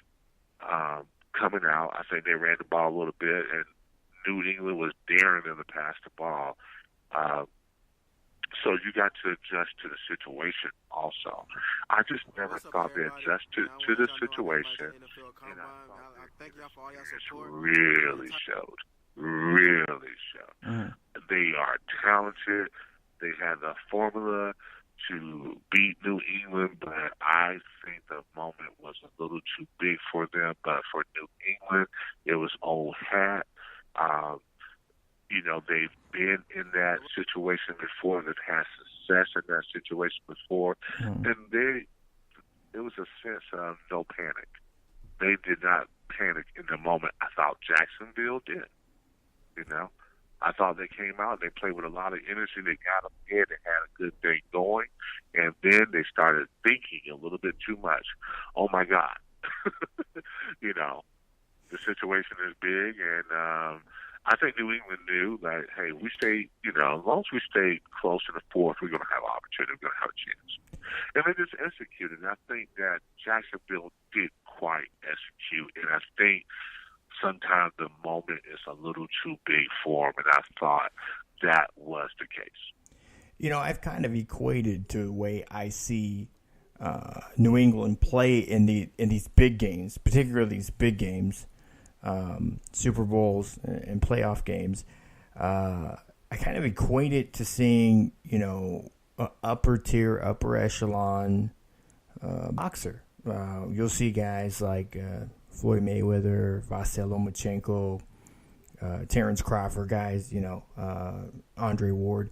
So for the first 5 rounds, you get one guy, a guy that's kind of jabbing, poking at him, feeling it around, seeing what their opponent is providing them, what kind of tells they'll give up, and finding what weaknesses can and will eventually be exploited. And then after the 5th, 6th round, there's a switch that gets turned on. Things change, Things change quick. And it looks like a different fight and a different fighter in some sense because the adjustments that are made in game or in fight really just blow the beginning of the fight away. And I feel like, the Patriots being down at halftime, again, they've been in 7 Super Bowls at this point. They still haven't scored in the first quarter of any of them. They've been close or down at halftime in all of them. And what they do at halftime and what you see out of them at halftime changes a lot. And I know they went with a lot more of, quick passes.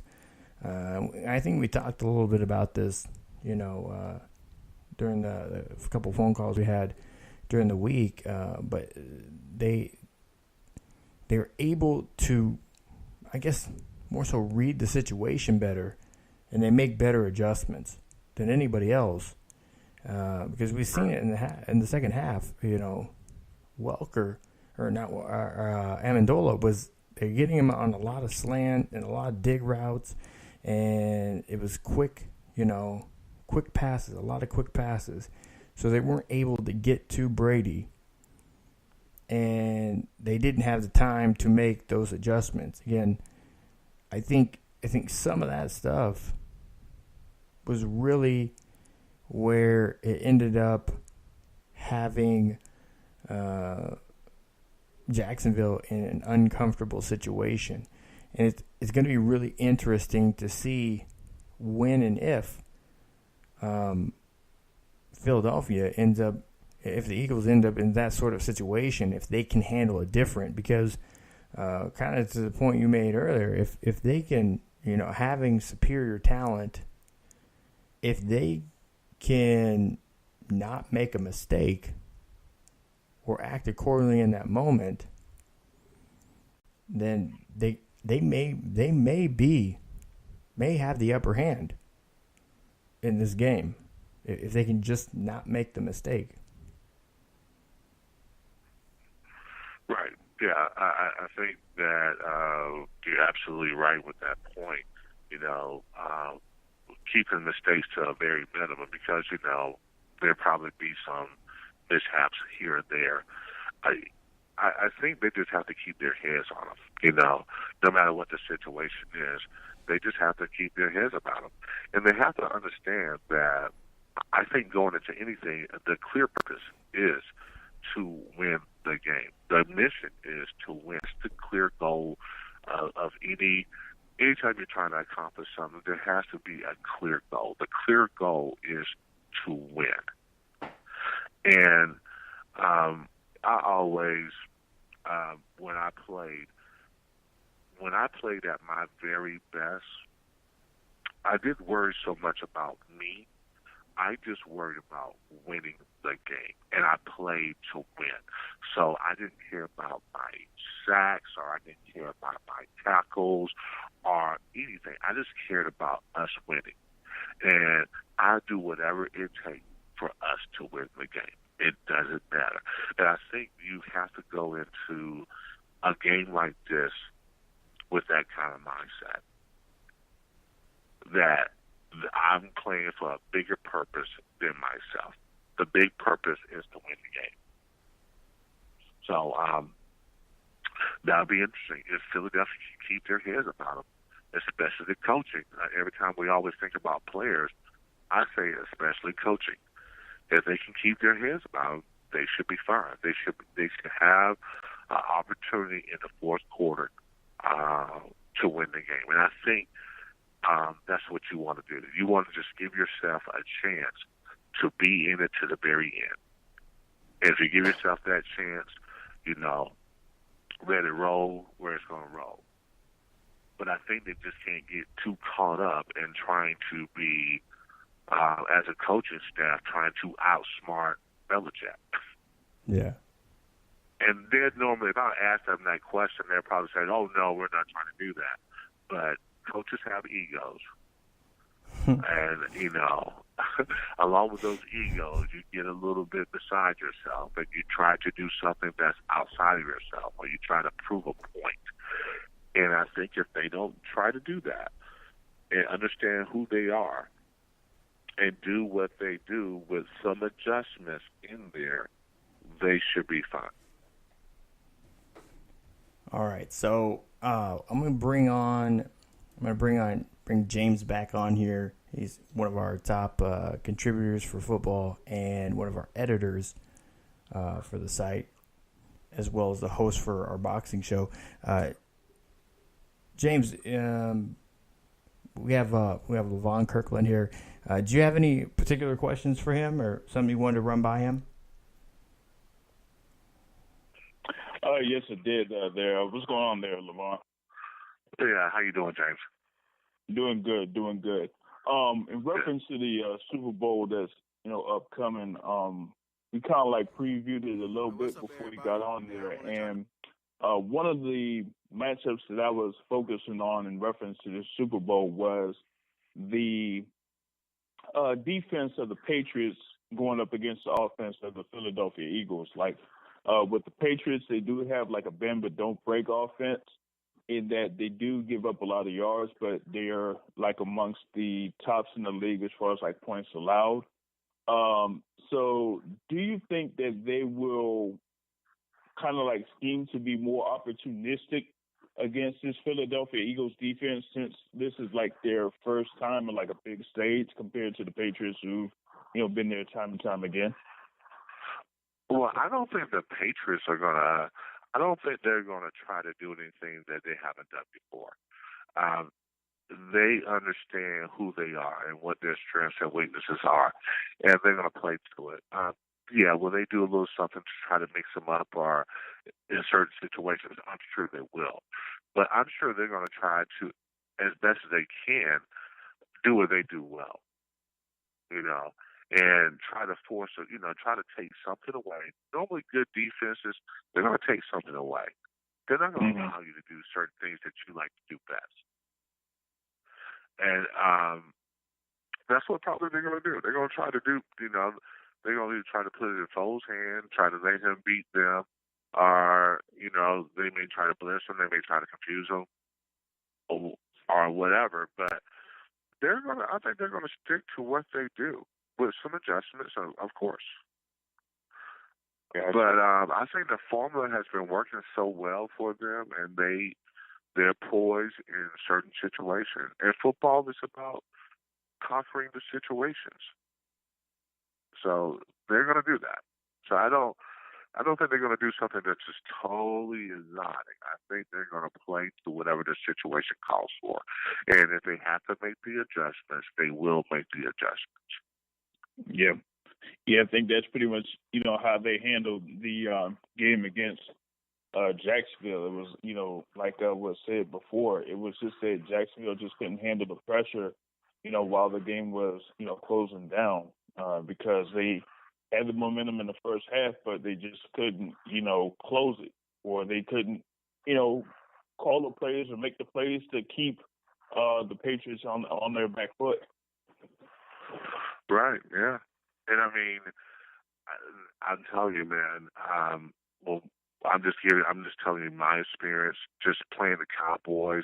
Those guys have played in 3 Super Bowls, and we were behind the 8 ball, and we scrambled to come back. Then when they got that last interception, we still had an opportunity to beat them, but you could just see that we were just like deflated, like, we didn't know how to handle the situation because we never been in a situation before. Not on that stage. And we didn't put it in perspective. Like, okay, yeah, they got a turnover, but we're going to make something happen. And I think the unique thing about the New England Patriots is that any really great team, you look at maybe the Duke Blue Devils over time, the Golden State Warriors, they never panic. They never flinch. They understand that the game is, they still can win the game, or the game is at hand, or they still have an opportunity to do what they need to do. So, I think that New England's not going to, they may add some wrinkles, but they seem to play up to the situation. I think they practice all situations, and football really comes down to those situations. And if guys really know the situation, then they're gonna. Then when they see it in the game, they won't panic in that situation. I have a funny story. I used to have a coach. I used to coach high school football, and I had one of the guys I knew. He coached with me, but boy, he always wanted to make halftime adjustments. Always. And he would say, "Well, coach, they got it. They understand it." I'm like, "We never practice it." I said, "They'll tell you that, yeah, coach, we got it, but they're just trying to save face. They don't want to be like the guy who don't understand." And I just think that you got to go over all the scenarios. So your players understand the scenarios, and so when they come into that scenario, it's not a big deal. They will respond. And I just think that when you're playing, your mind just can't be cluttered. You got to be able to go out there and react, or go out there and play ball. When you're out there thinking, oh, well, they get in this situation, what they do, then it's too late. Yeah. But I just remember my friend was just like, oh, Coach, we need to do this, we need to do that. And I'm just like, dude, we never practiced that. We never practiced it. Half the team would be doing, if I would call something like that, half the guys would do this and half the guys would do that because we never practiced it. So I've learned, as I coach, that it's all about the situations. Helping you guys understand the situation. So there's no panic. There's no, there's no nervousness when you go out there and play. So, yeah, exactly. I think New England's been through those situations so many times that they don't really flinch. Gotcha. Yeah, it's something when, you have a team there. What you don't want to do is you don't want to put your team in a situation to where a lot of your players are out of position, because, then they probably won't know how to react during the play. And, they'll, either getting burnt or, they end up getting a turnover. So, that's pretty much that. Yeah, like I said, if your team has been in those situations before, or they understand the situations, what you want them to do when they got there and play, you just want them to play. You don't want them to be worried or thinking about what's going on. You just want them to do their job and understand what situation is what situation. So, but that's what New England, they do so well. They're so well prepared that I don't think they flinch very much. But you, as the other team, you got to do the same thing. You can't flinch at all. You got to be able to go out there and execute all the way down to the very last play. And I think Philly has a team that could really do some things. Now, I looked at Atlanta last year. I think Atlanta just, I just think they just played, just for lack of a word, just dumb football. But we played against them when I was with the Cardinals, and their offense was so dynamic. You like, boy, I was like, man, they're going to give Patriots some problems. And at first they did, but they took their foot off the gas. Or they didn't play situational football. They didn't play like, listen, we can control the game by just, now we can run the ball. We can keep Tom Brady off the field. And you got to understand the management of the game. And they didn't. They kept doing the same thing. And, their defense was blown. And, Tom was out there, operating on them. He was out there being a surgeon. So, you never want to give that guy any kind of time or anything like that. So, yeah, it's going to be an interesting game. It really will be. So, gotcha. If we look into Levon Kirkland's crystal ball, what are we going to see for the outcome of this game? What do you see happening? Wow. I'm going to tell you, honestly, I really hate predicting games because I understand that anything can happen and you just never know. Tom Brady gets hurt, then it's over with for the Patriots. So in my crystal ball, I see the Patriots winning the game. I see that. I see Philly playing very hard. I see them, playing a tough game, being gritty.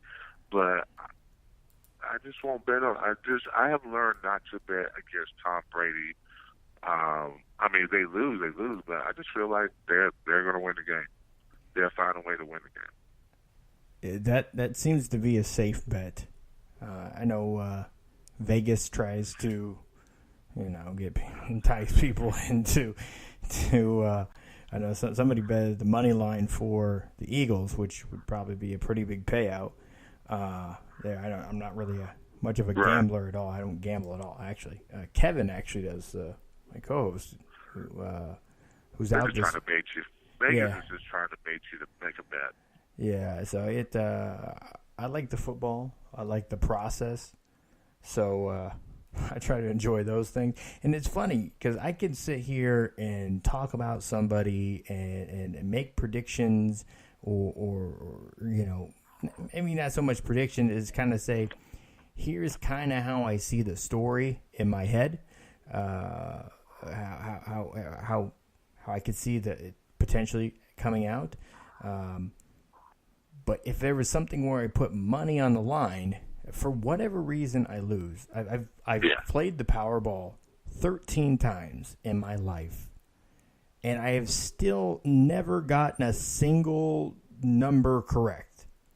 I've tried picking numbers. I've tried doing random. Like the last 6 times, it's just been random quick pick numbers, and I've still never got a single number correct.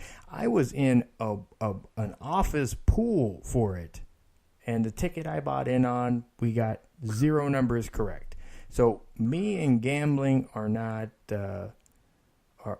good bedfellows because I'm bad at it. I can say I'm very bad at it. That's why they call it gambling.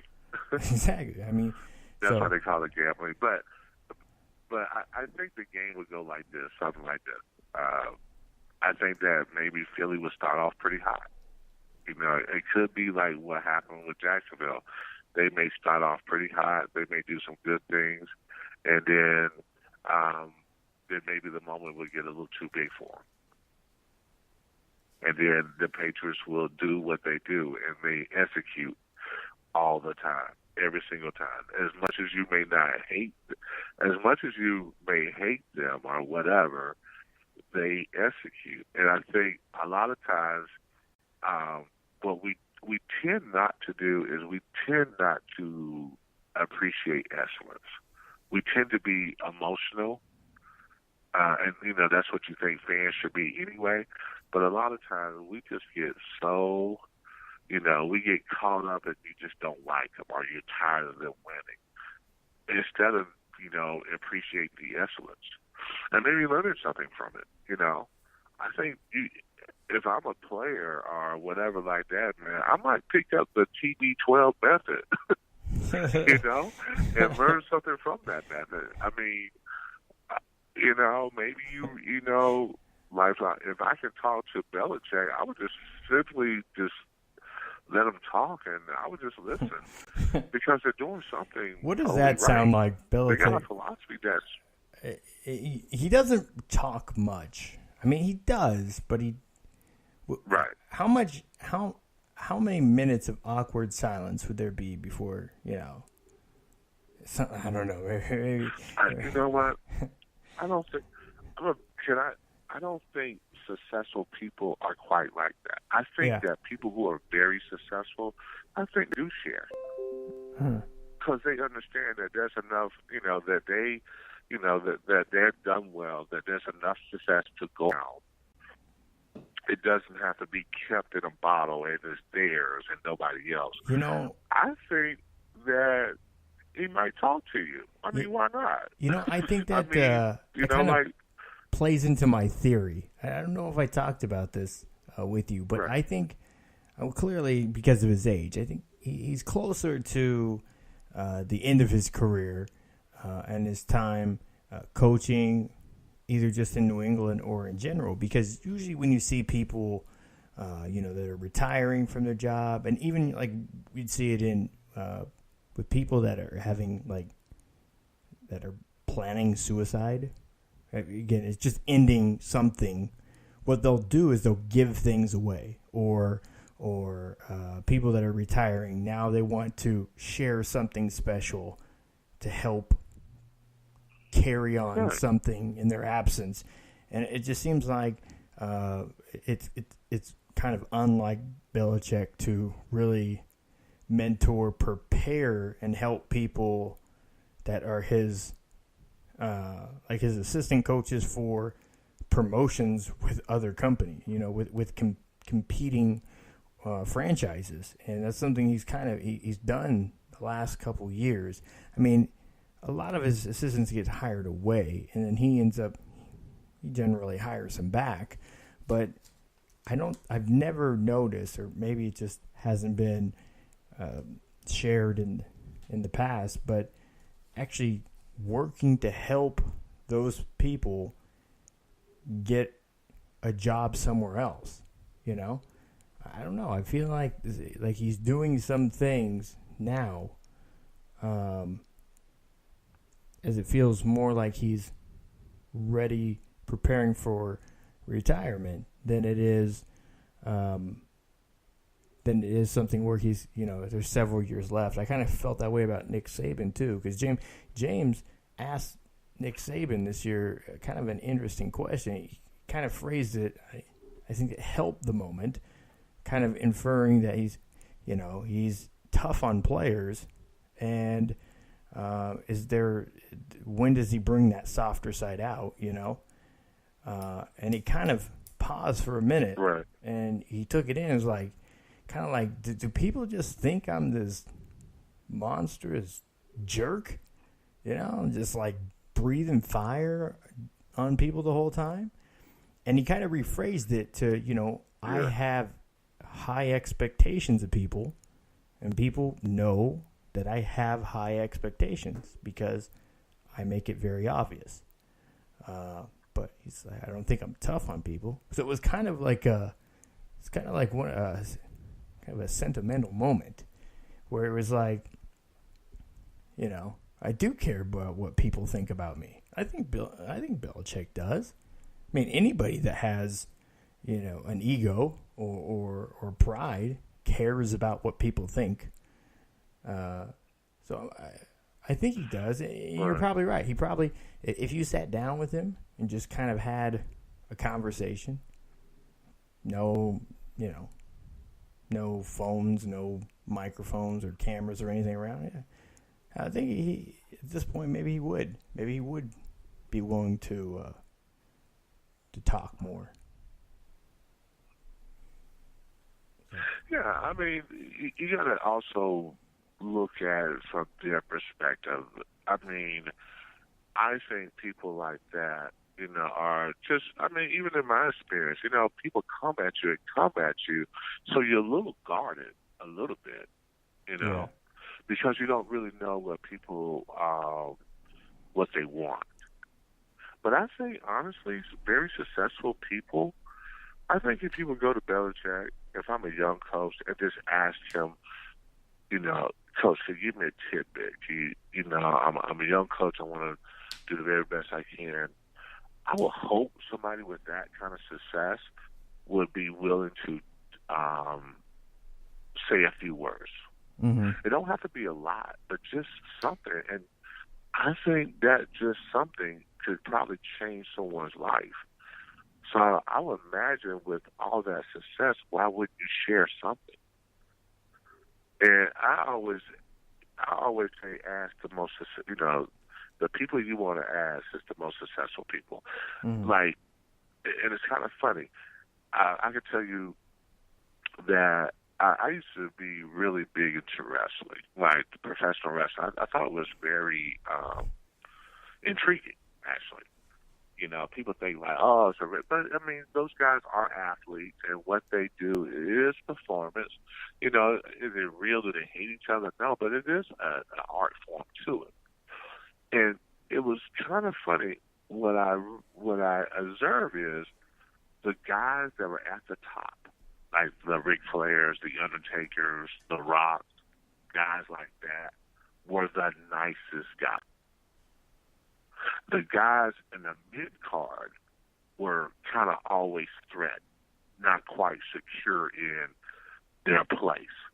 But the guys that were successful, the guys that were the champions, were the most friendliest, open people that you know.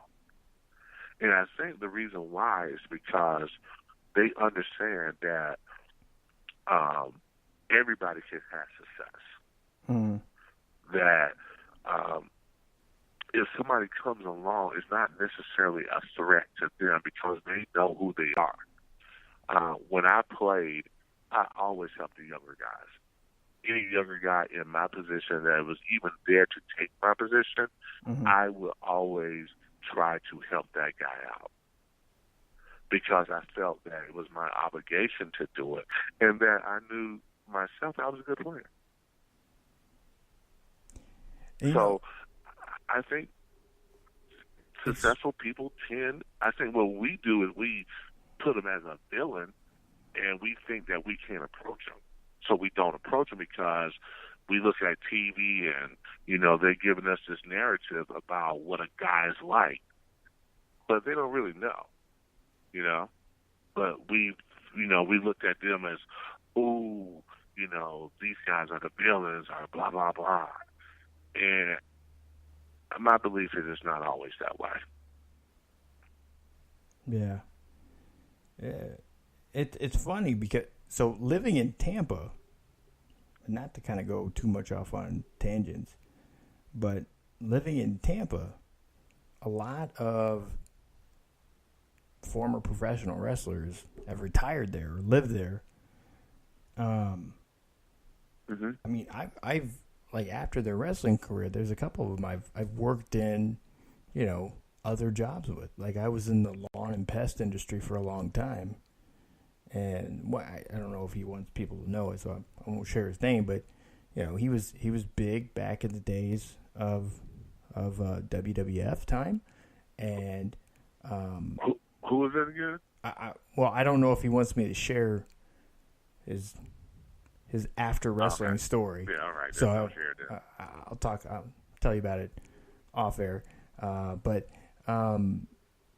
he worked for a pest control company. Like, so he actually went out and was spraying addicts and stuff in retirement after wrestling. And he talked about, there's every so often McMahon will have, veterans of past years come in and be involved, or they'll have banquets and stuff like that.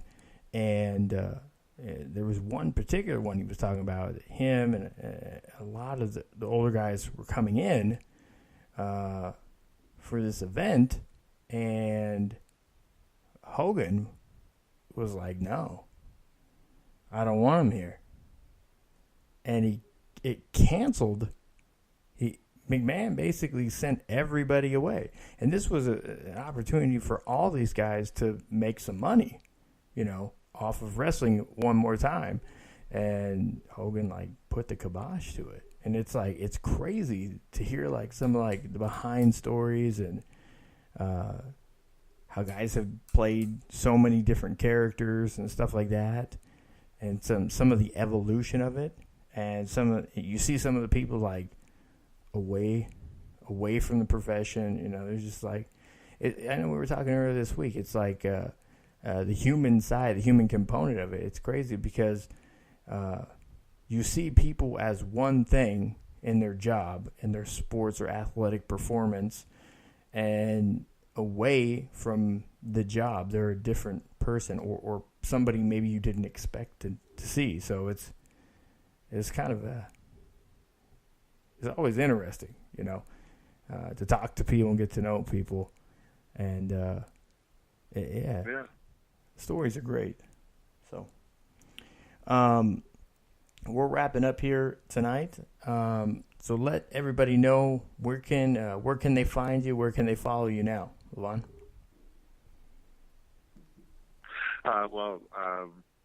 On Twitter, 44 Kirkland. So if you want to reach me there, you can. I'm also on Facebook too. If you want to reach me there, you can do that. So basically, if you want to ever chat, I've always been this way. I've always been very open. I've always been very approachable to talk to. I've probably,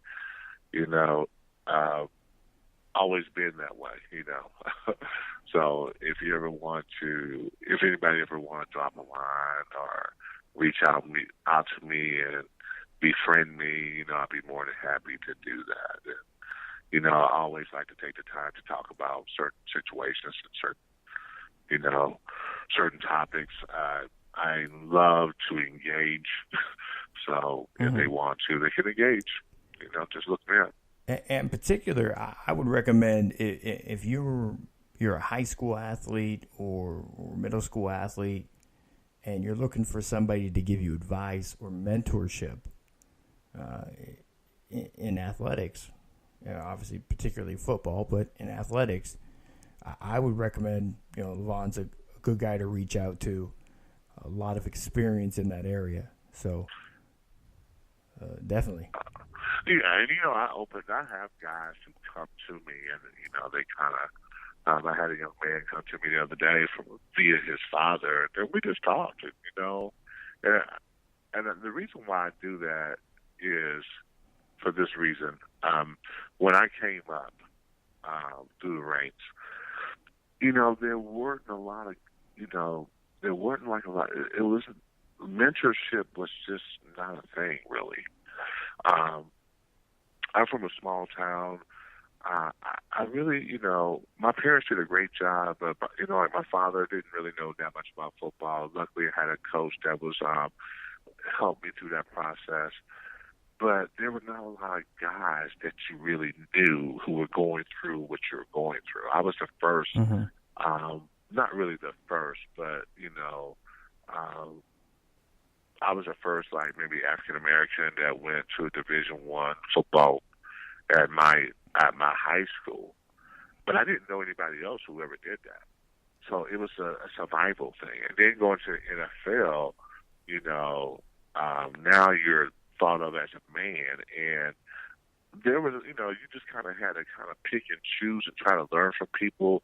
There wasn't a lot of, guys just didn't really talk to you about certain things. And, and that whole concept about being a man was just, hey, you're a man. But nobody really talked you through the process. So I feel like it is my responsibility to do that. To anytime, I get a chance to talk to an athlete or athlete in general, if they want any advice, if I can give it to them, I feel like that's my purpose. So, thank you for that, that little shout out. But yeah, if anybody out there, they got a young athlete that they need someone to talk to about the situation or how to navigate athletics and everything else they're going to be navigating, I'll be more than willing to happy to talk to them. That's very much appreciated, and thank you again for coming on with us. And we'll definitely have to talk again after the Super Bowl and see if kind of analyze what. See if I'm right. Yeah, see if you're right. I mean, history says you're probably going to be right. Yeah. But it's that anticipation of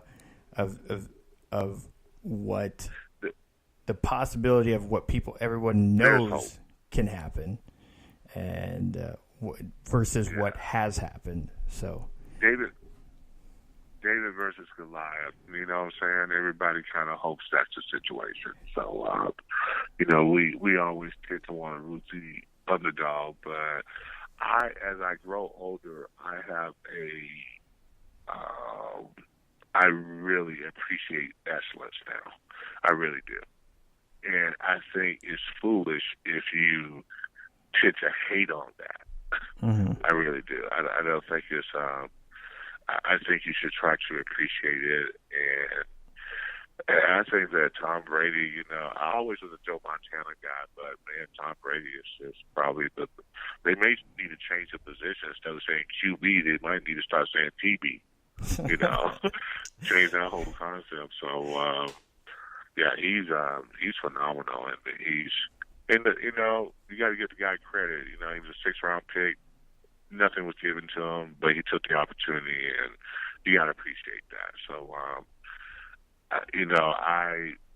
I applaud what New England has done, and I think that's all you can do. Absolutely. Well, thank you so much again for coming on. All right, tonight, Levon, the great Levon Kirkland. So James, I know we got about 12 minutes. I don't know. This thing seems to cut us off early every week.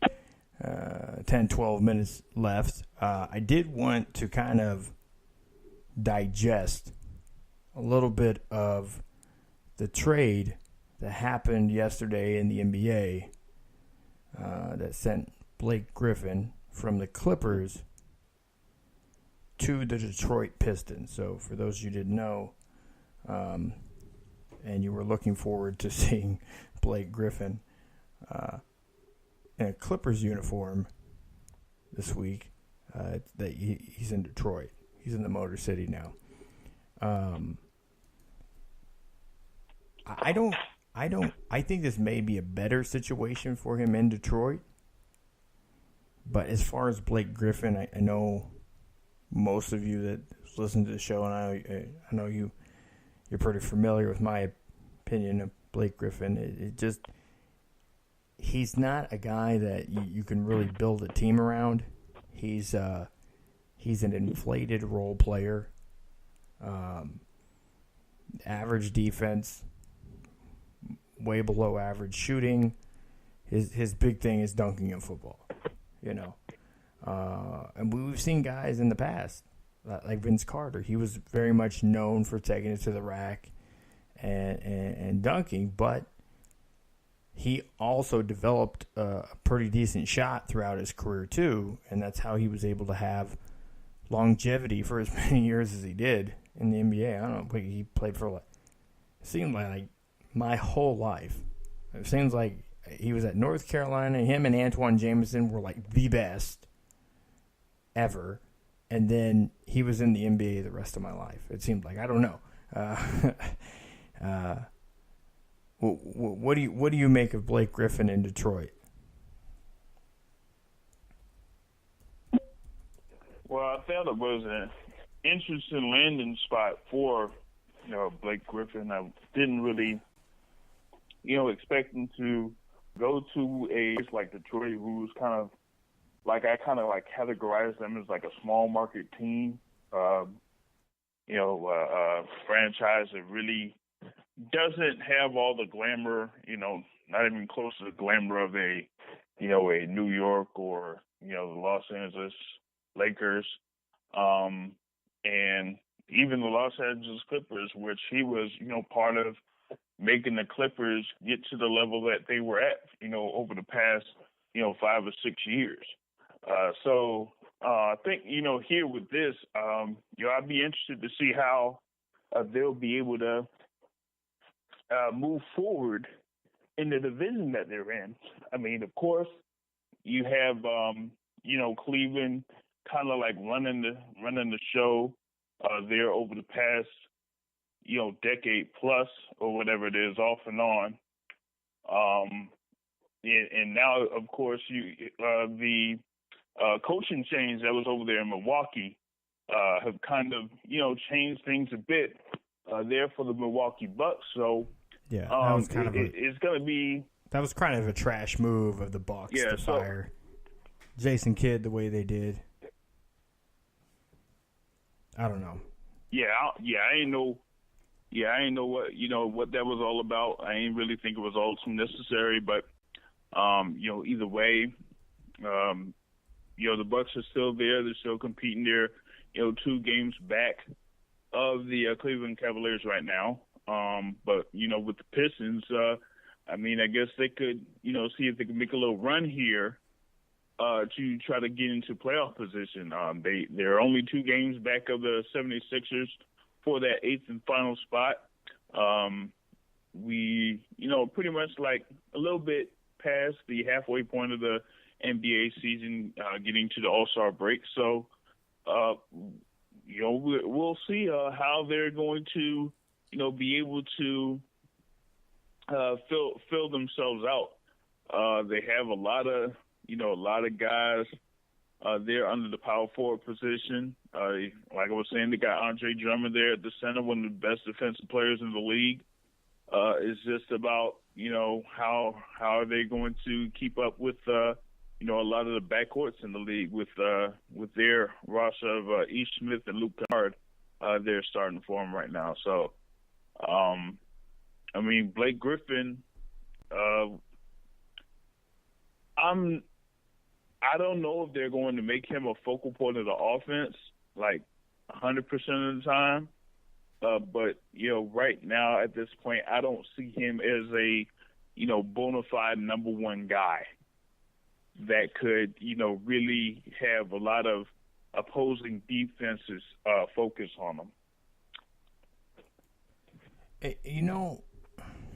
The trouble with the Clippers right now is when you have in a league that is predicated on shooting, scoring, having your best two players that are essentially, back to the basket or within, 10 feet, 8 feet of the rim, it really limits the ability to really expound on anything. You're very limited. So, in return, okay, obviously the Clippers, just to kind of break down some of the details, the Los Angeles Clippers agreed to send Blake Griffin to the Detroit Pistons in exchange for Tobias Harris, Avery Bradley, Bogdan Marjanovic, and a first-round pick in 2018 and a second-round pick in 2019. And this is according to a source of USA Today Sports. All right. Now, I think they gave up. I know a lot of people are saying there's no clear winner here, but I think they gave up quite a bit. We know Tobias Harris can provide something to the team. Avery Bradley has shown he's been able to provide things. And then you're giving up a first-round pick and a second-round pick. Now, with the first-round pick, with the way Detroit's playing this year, it's obviously closer to the bottom of the first round. And the second-round pick next year, that's not going to do a ton of good. Because we know outside the first half of the draft, outside basically the top 12 picks, you don't find much. At least high-ceiling talent, typically. But obviously, the Clippers are looking to move into a situation where they're more so rebuilding than moving forward. But I think the Pistons are trying to find a way to maintain what relevance they have now. And they know that being stagnant could hurt them. And, there's been talks of I know Drummond was it just last year he signed that extended deal, a max deal with the Pistons? Was it last year or the year before?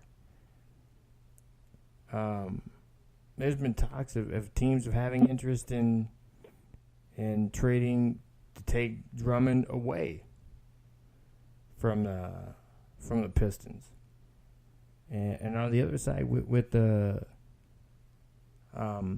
Clippers, DeAndre Jordan seems to be subject of interest or interest to move or a pawn in trade rumors every year. So it makes you really think, how much the Clippers have missed out on the opportunity that they had. When they had J.J. Redick, when they had Chauncey Billups, when they had a team, and Chris Paul. How could you forget? Yep. Really missed out on opportunity and didn't seize the moment. Again, and that was opportunity that they had before the Warriors were who they were. Again, that was towards the end of what the Spurs offered. So, but still, it's kind of, I don't think Doc stays there much longer. He doesn't want to deal with a rebuild. He didn't want to deal with it in Boston, so he left. So Doc might be done with his time here pretty soon in L.A. And if, again, for the last couple of years, I said LeBron will likely leave again, and I could definitely see him going to Los Angeles and being a Laker. And the rumors are now building back up. He's definitely out in L.A., and the talks have begun. And there's definite interest in L.A. And he's not going to go to the Clippers. Clippers are out of the question. So, why do you say that? Because it's the Clippers. You're not going to go to L.A. to be a Clipper. Yeah, but here's the thing, right? Well, here's what a lot of people say in reference to, LeBron James, and that's he wants to be at a position where he controls the roster that's around him. That kind of happened. That kind of happened even when he went to Miami. The reason why he went to Miami was because, Wade and Bosh didn't really want to go to Cleveland. So they ended up going, having Bosh go to Miami, along with LeBron James. And so, they were able to, make the team the way that would kind of fit to the offense that, James and Wade would be able to run, and have Bosh kind of change his, overall role on the team. And the same thing happened when, LeBron went back to Cleveland. You had, Kyrie Irving kind of be the Dwayne Wade, and Kevin Love be the Chris Bosh there. So so with LeBron, he's going to have to, have a situation where it's going to be that same way. I don't think that you would have somebody like a LeVar Ball be that type of Kyrie guy or the Wade guy, and you really don't have anybody that's out there in the Lakers right now that could take the role of a Kevin Love or a Chris Bosh. It can't be Kyle Kuzma. I don't think it's Kyle Kuzma.